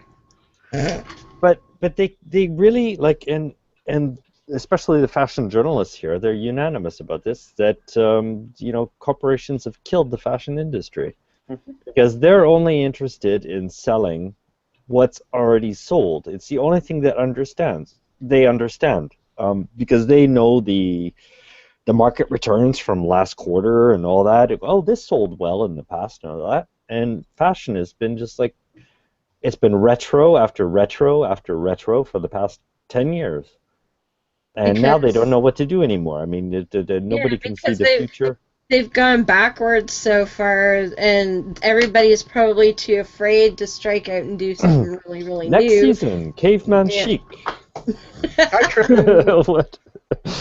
Welcome to the show. And like the biggest fashion labels, they're like a parody because like you've got Yes. like Why are Maison, these like, not popular anymore, huh? I like mean, you've these got- should be popular again. You've got Dior. Those were ever popular. You know, What the hell Christian was that? I have McFerrin. dreams. Yeah. I guess I'm talking to myself here. But We're listening. you've got Christian Dior, for example, and you've got the house, which had a certain reputation under Dior that Dior built himself. And well, the corporate guys, what they're doing, they're just like putting a figurehead, a designer there in place of the house, and they're depending on the reputation of just a fucking name and a logo to sell the clothes. Yeah, perfect example, believe it or not, is Bob Mackie. In the fashion industry, Bob Mackie in the late 70s and early 80s was huge name. And to give you an idea as to how much so, the stuff that was worn by Carol Burnett on the Carol Burnett show, that was Bob Mackie that was working on that. Wow. And that stuff, that was him. Every once in a while, you'd actually see him on camera, which is great. By the way, you really should watch the old Carol Burnett shows. Carol Burnett is amazing. And she's still alive. God love her. Yes. And it's one of the few times you'll ever hear me say, I would love to get her on the show. That's never going to happen. Mrs. Huygens. That's one of my favorites.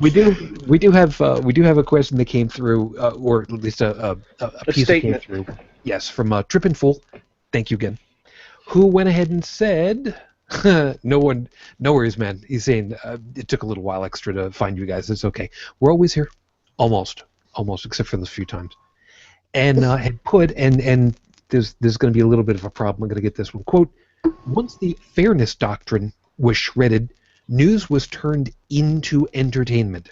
His emphasis. News does not have to be factual anymore. There's a problem with the fairness doctrine as I remember it. The fairness doctrine was if you have someone on that you interview, you need to have someone else on from an opposing view to balance it out. Oh, like, And that's why we have religion in schools now. Scientists. Okay. Well, That's an actual doctrine? It was at one time. I believe It's not a law, is it? No. Well, thank okay. goodness. The fairness doctrine, as I recall it, and I'm kind of scraping the back of what I remember on the legality of all this. It was we had Wikipedia. I've got it. Well, I don't have it right in front of me. I do.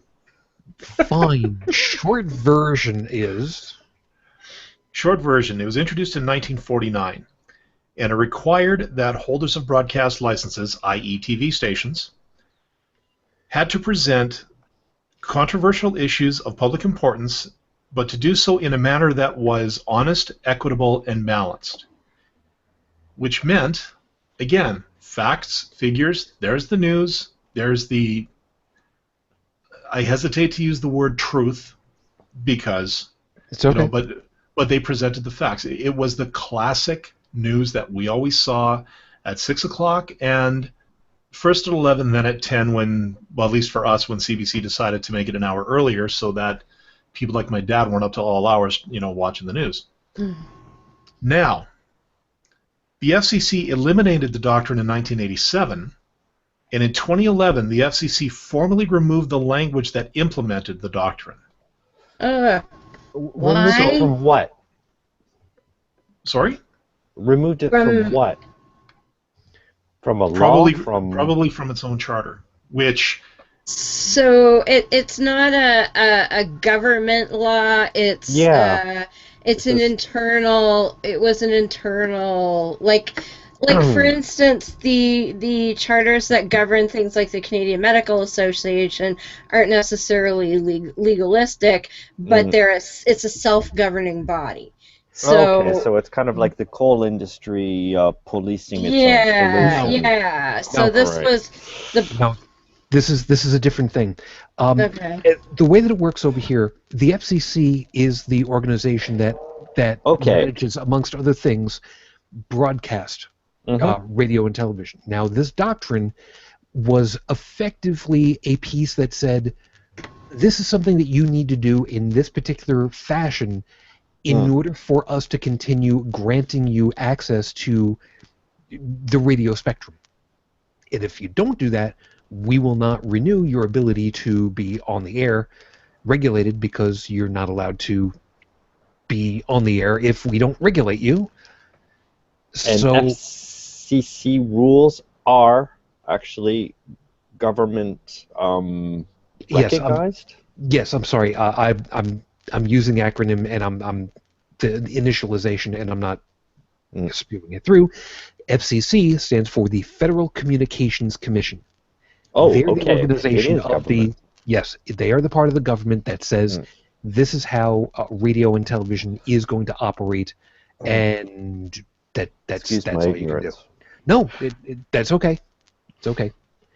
Now, here's the thing about that. We've seen the problem of this fairness doctrine happen improperly in Australia not too very long ago, with people who wanted to get on the air and argue about the usefulness and the safety of vaccinations. John Oliver did a great piece on that too, about Bill Nye against all the... I love John Oliver. Yeah. Yes, he did. The short version of that was that Bill Nye was one scientist, and then there were all of these other people that came on that wanted to say, no, you're wrong about it was global warming at the time, wasn't it, Joseph? Mm-hmm. So what he did was he said, okay, you know what, this is not actually equitable to the science. So we've got one person who says anthropomorphic climate change is happening, and you who says that it's not. But let me pull out the correct number of scientists to stand behind Bill Nye and show you how many people by percentage believes it compared to this one person. And a phalanx of people came out in lab coats and just stood behind Bill Nye. Yeah. And it was a glorious moment, wasn't it? It was like 85% of scientists agree, blah blah blah. So they brought out, out of 100, 85 scientists, here they are. So when the news program invites one person that's for one thing and one who's against it, and 90% of scientific consensus is for it, they're presenting a false image. I mean, it's anything but equitable. And that's the problem with the fairness doctrine, that they had, if it was a controversial, it was a quote-unquote controversial topic, they had to have equal time or close to it, and hence, you get people who abuse that because they're allowed to have that forum. Now, the fact that it was removed, of course, that, yes, it can very easily be the reason why things fell by the wayside, and there was much more of the sports entertainment value, shall we say, compared to the reality of everything. But as the case may be, it meant well. And if people were actually honest about how stuff was supposed to work, it made sense. But of course, unfortunately, as we've seen, even Joe McCarthy was right that there were people who were communist sympathizers, but what you did with that information afterwards was pretty dickish. You were going to say, Joseph?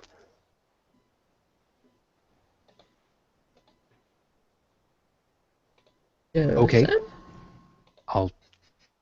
So Trippin' Fool was Trippin' Fool. It's not representative of reality at all.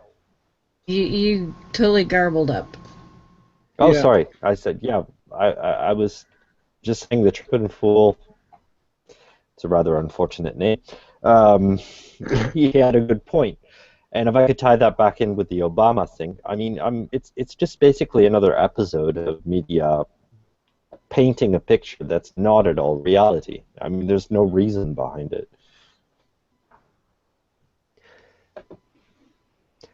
Yeah. We're kind of waiting for Dalan to get back. He had a little bit of a hiccup with his computer. We'll see how long that takes. I think he said it barfed. Yes. He said it barfed. I wasn't going to go ahead and say that, but okay. Congratulations, Dalan. Your dirty laundry's out there for everybody now. I'm curious. I'm curious as to how that works per se, but screw you. It's real simple. Tech. Yeah, Tech. Is that le screw? Yeah. Go up to a girl in the bar. Yeah, want a screw? That's great. Tech, Somebody's been running for far too long. I've got to get this joke out sooner or later. Tech, you can follow me up on this one. Computer barfing, that's effectively an I/O buffer overload, isn't it? Yeah, or somebody twisted their transistors. Depending on the age of the unit. Popped their caps. Yeah, they may have popped their caps, honestly. That's right. You kids or look my personal favorite, he let out the magic smoke again. No. Magic smoke. We'll short version, computers have magic smoke inside of them. You let out the magic smoke, it no longer works. Yes. That's about it. That's all you need to know. I had my computer apart last week and I didn't find no magic smoke. That's because it's still inside. That's exactly where it's supposed to stay. Keep it that way. Okay. Trust me, it works better that way. And Trippin' Fool is also saying, by the way, that apparently, quote, Canada has the Radio Act, where they can't pull the BS American news pulls. By the way, Trippin' Fool, just a point of order, you did not put quotes around American news. Probably should have done that. Keep that in mind for next time. Continuing, quote, hence the reason Fox can't really have a news station in Canada. We capitalized Canada, so that's good. Yeah, that's about right. I now have another reason to move to Canada. Yeah, tell me about it. Which is a really, really good reason to. Plus, you've got much better food. But we'll talk. Well, see, Joseph, that is really funny. I saw. Okay, we're going down the wrong rabbit hole for a second, but there is a Hot Pocket style wrap with poutine in the middle. Yeah. What? Yeah. Yeah, it came through my face. Yeah, it's great for plugging potholes too. Yeah, apparently. It's about the only thing that is good for it. If you do not know what poutine is, look it up and make it for yourself. They can plug volcanoes with that shit. Yeah. They should have had that at Pompeii, man. That would have worked. This is what happens. And meanwhile, I got something that's popping over on way too many things. And Dalan, yeah, okay, that he was giving me a different piece of information, said that it died. Well, now I'm wondering if it's completely or if it's restarting. Yeah, because all we got was barfed, so. Well, he's got me over on Skype also. Ah. One of the wonderful things about being me, I've got all of these different things open simultaneously, so I don't know who the hell's calling me when, because I've got G Plus open, I've got Facebook open, I've got Twitter open, I've got Skype open, in a couple of seconds I'm going to have my wrist open because I don't know what to do with any of this anymore. See, and that's why you should run live audio at the same time.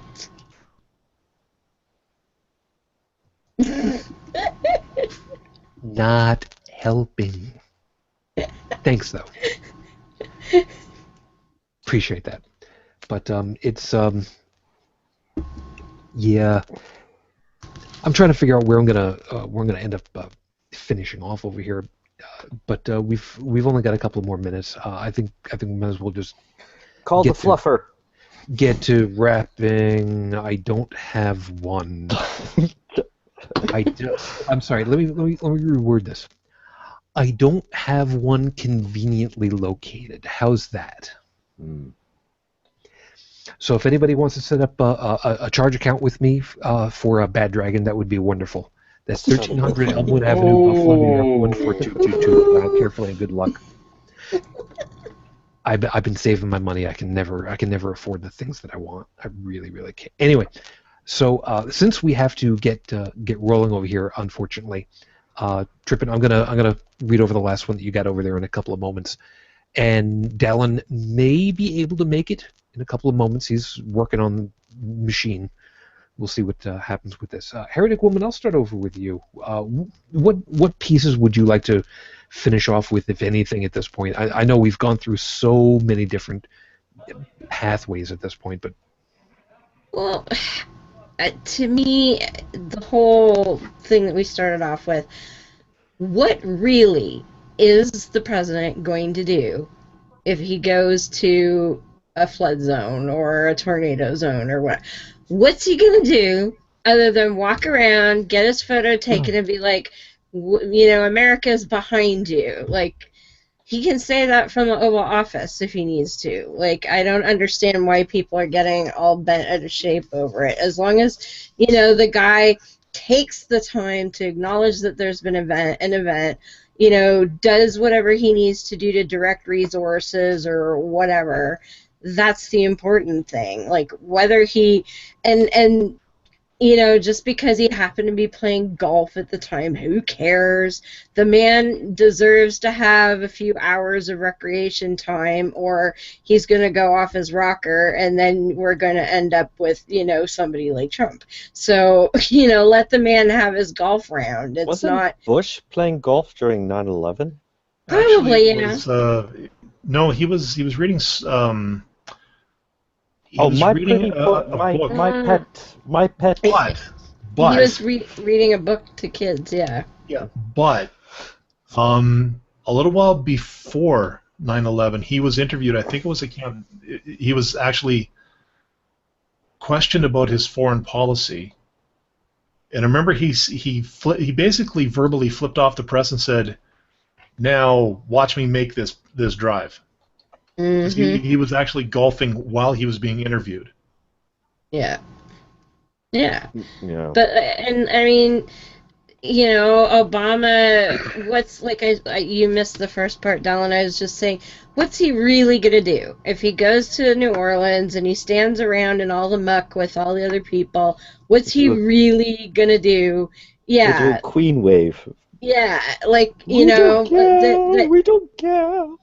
What's he going to do that he can't do from Washington? So, people getting pissed off that he didn't, drop everything and get into a helicopter after 5 minutes are just being ridiculous. And let's be honest, it wouldn't matter if he did drop everything and get in a helicopter, then it would be, oh, well, then he didn't listen to the governor and he's a dick. Or he did, he went, but he didn't bring the right people with him. He's a dick. Or he saluted somebody with a coffee in his hand. He's a dick. It won't matter what he did or didn't do. Somebody's going to be like, Obama sucks, blah, blah, blah, which I don't get, because I mean he's out of here in like what, 2.5 months? Like, why are people bitching about him still? It's done. It's over. They can't change it. Like, move Because they're on. trying everything they can to basically sabotage any chance of getting another Democrat president in the White House. Don't trust Well, these people is basically their I message. know, but Yeah. I mean, there's people still griping about whether he was eligible to be president. I'm like, he was twice. It's done. It's Oh, over. And Give gee, it up. who Ted was Cruz. one of the largest spearheads of the birther campaign? Trump. Who could have that been? Yeah, the Trump minister. I'll give you a Who- hint. It's the world's largest Oompa Loompa with a toupee. And now they're even like questioning whether his wife is legal. Like, you know, give me a break. But anyway, it's just stupid. Joseph, what would you like to finish off with, if anything, at this point? Yeah, well, let's just say that media is geared to people who are used to letting other people make decisions for them. And most of the exposés that we see on the news is about, it basically comes down to people's trustworthiness. It's like, it's a message of, don't trust this person, or, just painting a negative image of someone.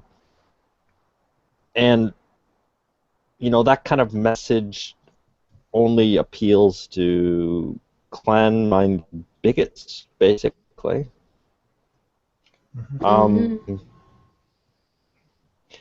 Yeah, there's a lot to say on it, but I guess we'd have an entire other show about it, because I was going to speak my piece.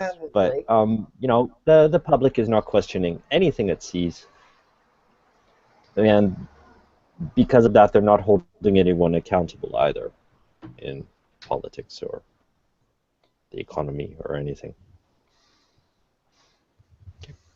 Dalan, welcome back, of course. Thanks. That Windows 10 update finally got through for you? Oh, it's funny. Now it's gone from the blue screen of death to the light blue screen of death. Lovely. You sure that you've got Windows on there, or just a PS4? Oh no, it's Windows. It's actually pretty stable. It is. Something popped up, and the thing is, this machine is like 3 years overdue for an overhaul, but I just haven't had the time or the money to really put anything together. The next Windows version is going to have a Paisley screen of death. Oh. And, it would be nice if it would actually allow you the chance to customize it as per your user profile. Yeah, it goes with the drapes. Yeah. And Dalan, giggles, by the way, this 8 gig stick, yeah, that's got Ubuntu on it. So if you want a 64-bit edition, I've got one for you just in case. Do you really want to get into my encounters with Ubuntu in the past 6 weeks? No, you not don't. today. Here's Not a today. spoiler: you don't. We've talked about that. Anyway, what last item do you want to go ahead and close with, if anything? What I've heard about all of this, it really does go part and parcel with what we've seen in this whole political race. It's never been about the issues. It's been about character assassination, mudslinging, and sadly, it's been a growing trend that I've seen in the political sphere on both sides of the border. I mean, we up here are certainly not innocent of that. And this little powder keg or this mountain that the GOP is making out of this molehill, I would love nothing more than to watch Obama come down there, because I believe he's actually scheduled to go down there on Monday, as per the governor's request. And I would love for him to basically whip that crowd up, like show up with a plan, maybe show up with supplies if the logistics has already been worked out. I can't speak to that yet. But That'd be a great place for a great speech on global warming. well, Yeah. it would be a great speech, but I think would also be, we talk about appeals to emotion, which is really what is driving a lot of this. I'd like to see him do what he does best, which is he will get down there and he will appeal to all of the emotions down there. And as he's been known to, you've seen this guy fire back at a lot of his detractors, and he does so with a style that, you can he'll make you laugh about it. I've heard him throw a few digs towards Donald Trump and his crew. That it's more than just shots fired. And yeah, this is not going to hurt him as much as the Republicans want it to, or want it to hurt the Democrats in total. I think this is going to turn into just a giant non-event. It's a great distraction from Trump, too. Yeah. Yeah, and if you've been hearing anything about Trump as of late, a lot of the Republicans now are saying, you know what, we're writing off the presidential election. We're now going to focus on keeping the Senate and Congress thoroughly red, if you will, because that's really all they've got left. And I don't know. I think this is the end of the Republican Party as we know it. They're going to have to come back. Maybe they're going to have to realize that, you know what, GOP, government of the people, by the people, for the people. Right. They've missed something very important in that phrase, the people. I hope that when this is all done, they remember who it is they're supposed to serve, and maybe start working on that, what do they call it, rectal cranial inversion problem they've been having for the past 15 years. To that end, one of the best people I know in that business, Tech, you get to play cleanup for the moment, so to speak. Anything you want to close out with? Yeah, one of the things we're going to see is we are going to see this come up again. His not visiting Louisiana. It will be used as an assault on him personally. It will be used as an assault against the Democratic Party or leadership. It will be used as an assault against Hillary Clinton. It's going to be used in any which way it can possibly be used. Rather than focusing on the aspect of where he did what he should have done at this point in time so far, which was stay the hell out of the way and let the people who know what they're doing do their thing. Which is exactly what he did. That's exactly what he did. And that's what he should have done. But the thing is that they're not going after rationality. They're going after emotional drama. And if Obama gives in and actually does this, okay, one, it's going to be after the fact, so that they can scream too late. And two, it's giving into the bullying, Yep. which means they're just going to continue doing the same old shit because Yep. it works. Yep. But at this point, he's not up for re-election.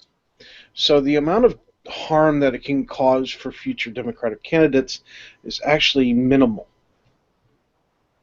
If anything, it'll end up, the Democratic Party can end up using it as a conversation in hindsight. Yep. Yeah.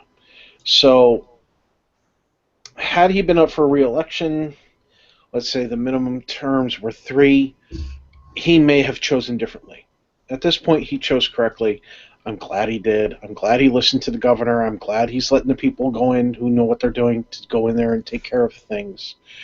I just hope that when things have calmed down to a degree, he goes in and checks on them, like I would expect of any presidential or any president of our U.S.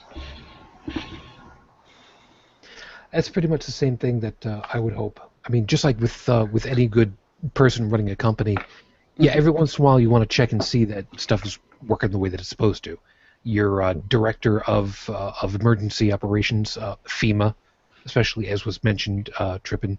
Yeah, I was thinking about them, National Guard, that kind of thing, Army Corps of Engineers. Yeah, you wanna check up on them and find out, did they do the job you told them that they needed to do, or you authorized them to do, or as the governor called in and said, we need this, thanks, because he kind of signed off on it and said, yeah, declaration for state of emergency, you got it. What do you need? You need me to stay out of the way? Okay. What else do you need? Let me know. Keep talking to me every day. And I understand that there are checks and balances designed to do those things so that the amount of footwork required by people on the top of that food chain of authority don't have to run as much, so that they can continue to delegate and look at the big picture and ensure that the big picture keeps taking the form it's supposed to. But we're talking about people who are in positions that will take advantage of their authority. And so sometimes the president has to go down, get their $300 whatever shoes, $1,000 suit, whatever, a little bit dirty, get in there and go, what can I do to help you? And I think he will do that. I think he will take the time to do that once the FEMA people, once the Homeland Security people, once the local sheriffs or police officers, once they all get together, the governor and everything else, and go, okay, yeah, we have the energy, we have the resources that we can have the president come visit and not impede our ability to continue to help our people. And I think once it reaches that point, he'll do it. There's a piece that I want to invite everybody to take a look at when they got the opportunity after this video is over. There's a video from several years ago. I forget exactly when it was, but there's a video that was taken at of all things, a science talk, sort of like a TED Talk. I don't remember exactly what it was, but it was an amazing item for me to watch as somebody who grew up and wanted to go into music. And this is not going to sound like it makes any kind of sense yet, but trust me, it will. Some people would remember the name Bobby McFerrin. He was insanely popular with the song Don't Worry, Be Happy. Yep. Now, Bobby McFerrin has a niche for himself of doing body music, I guess is probably the best way of describing it. He beatboxes on his own body by tapping and thumping on it. He sings, scats. I'm not exactly sure even how to describe what it is that he does. Only that it's infectious. And blow it off your back. It's a killer whale attack. But he learned how to. He discovered how to tap into something that seems to be innate in the human condition. As he's described it, he has gone all over the world and performed a specific piece of music, and it works everywhere he goes. He gets up there on the top of the stage in front of a crowd, a capacity crowd. And he stands at his one spot, and he bounces there, and he sings a pitch. And then he points over to one side of himself, and then he hops over to that next spot and sings a different pitch. Hops back to the first one. Yeah. And he gets the crowd to sing the pitches. Bops back to one, bops back to the other, bops back and forth a couple of times, and finally jumps to the next place. Doesn't sing the note, doesn't fill everybody in as to what it is, but the crowd instinctively goes to that next note. No prompting. And everybody starts to like, wait a minute, what just happened here? It's just like, okay, he waits for it, and he gets back over there, and he uses these three notes to start off with, and starts singing to go along with that bottom note that everybody else is singing. And he bounces back and forth to these notes, singing his piece. But then, as he gets finished with his melody, he keeps bouncing back and forth, getting lower and lower pitch, bouncing back up a little bit, back further down, back up, back further down. Didn't inform everybody what those pitches were. He started off with 2 and then 3 notes, and then he just kept jumping, and he stopped singing the notes. And he bounced back and forth, coming up to where he started from, back and forth and up, back and forth and up further and further and further and further. And instinctively, the music just came out of a capacity audience that, for the most part, the vast majority had no musical training. Maybe a couple did, and maybe out of all of them, maybe one person would have the type of training and the pitch identification, the pitch identification in order to know what was coming, to be able to sing what those pitches should be. Maybe one.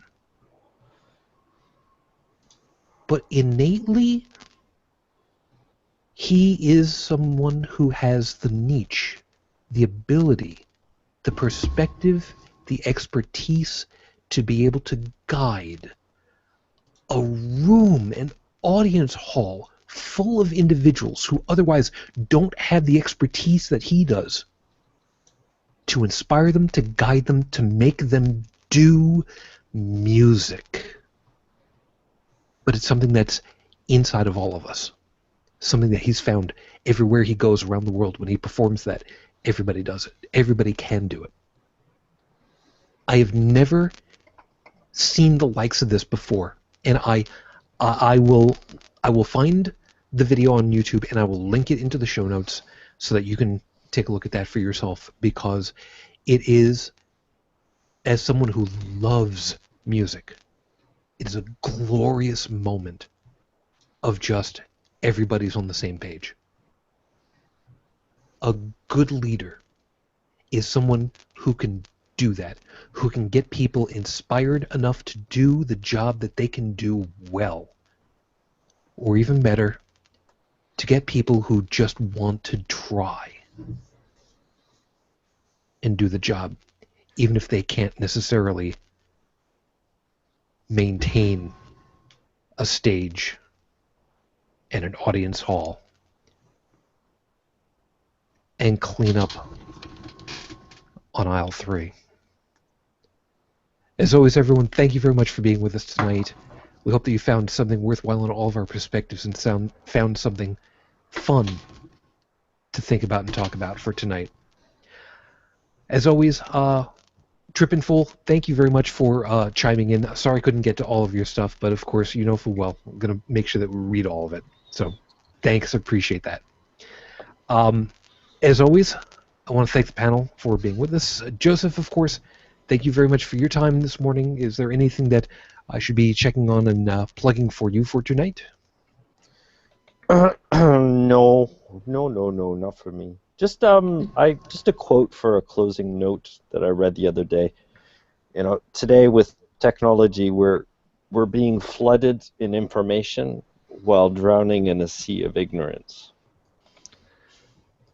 That's sad in a way. Mm-hmm. Alrighty.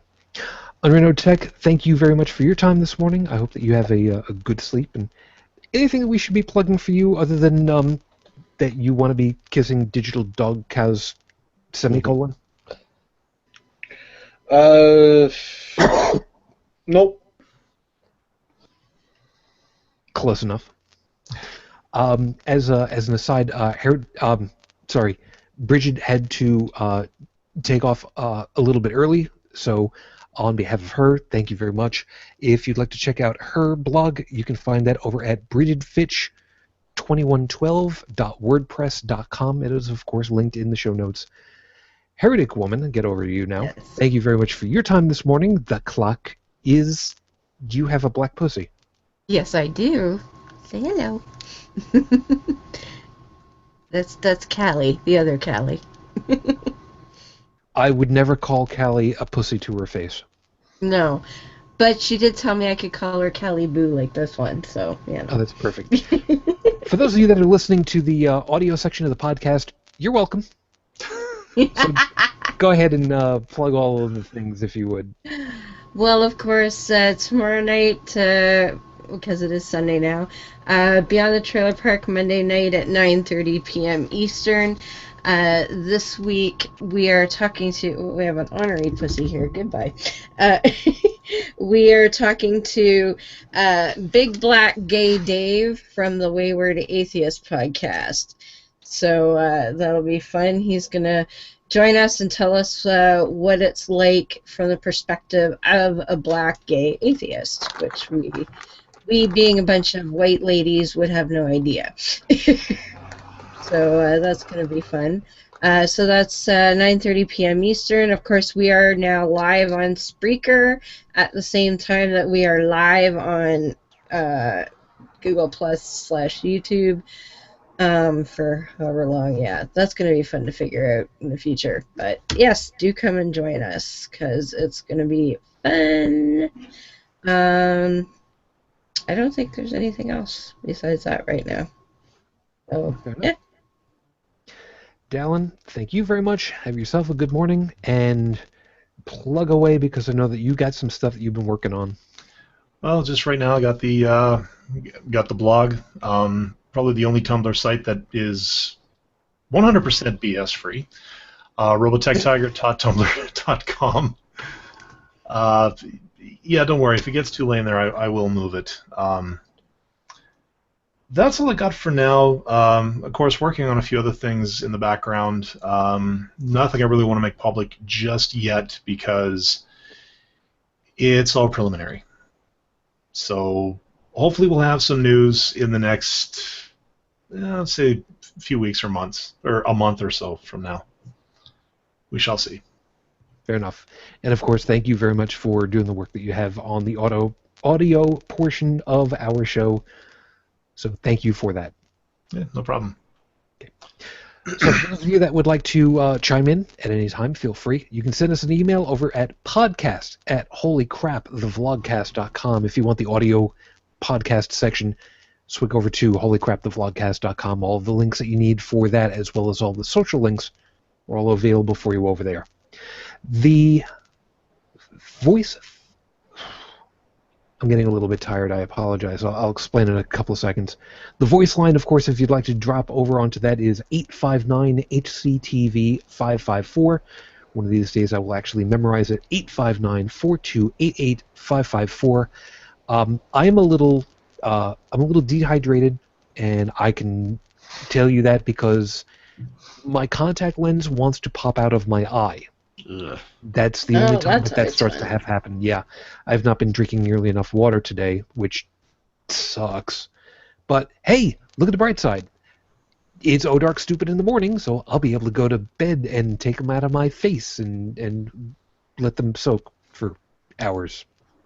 Anyway, and before we get out of here, of course, item last, as we mentioned, Joe, thinking about you. You take care. And looking forward to seeing you soon. Meantime, other than that, I don't have anything else I can think of. I just got to go looking up that video for you guys and put it into the show notes. But in the meantime, as always, thank you very much for chiming in, for supporting us, and being there. We know it's not a huge following we've got, but we keep hoping that it's worthwhile. So, of course, as always, thank you. I wish you all the peace I no longer have. I wish you the strength that I've learned. I wish you well. And of course, my lady, Matane Fujin. I love you and I miss you. Dream of me. Till the next time we get together, everyone, of course, as always, good night.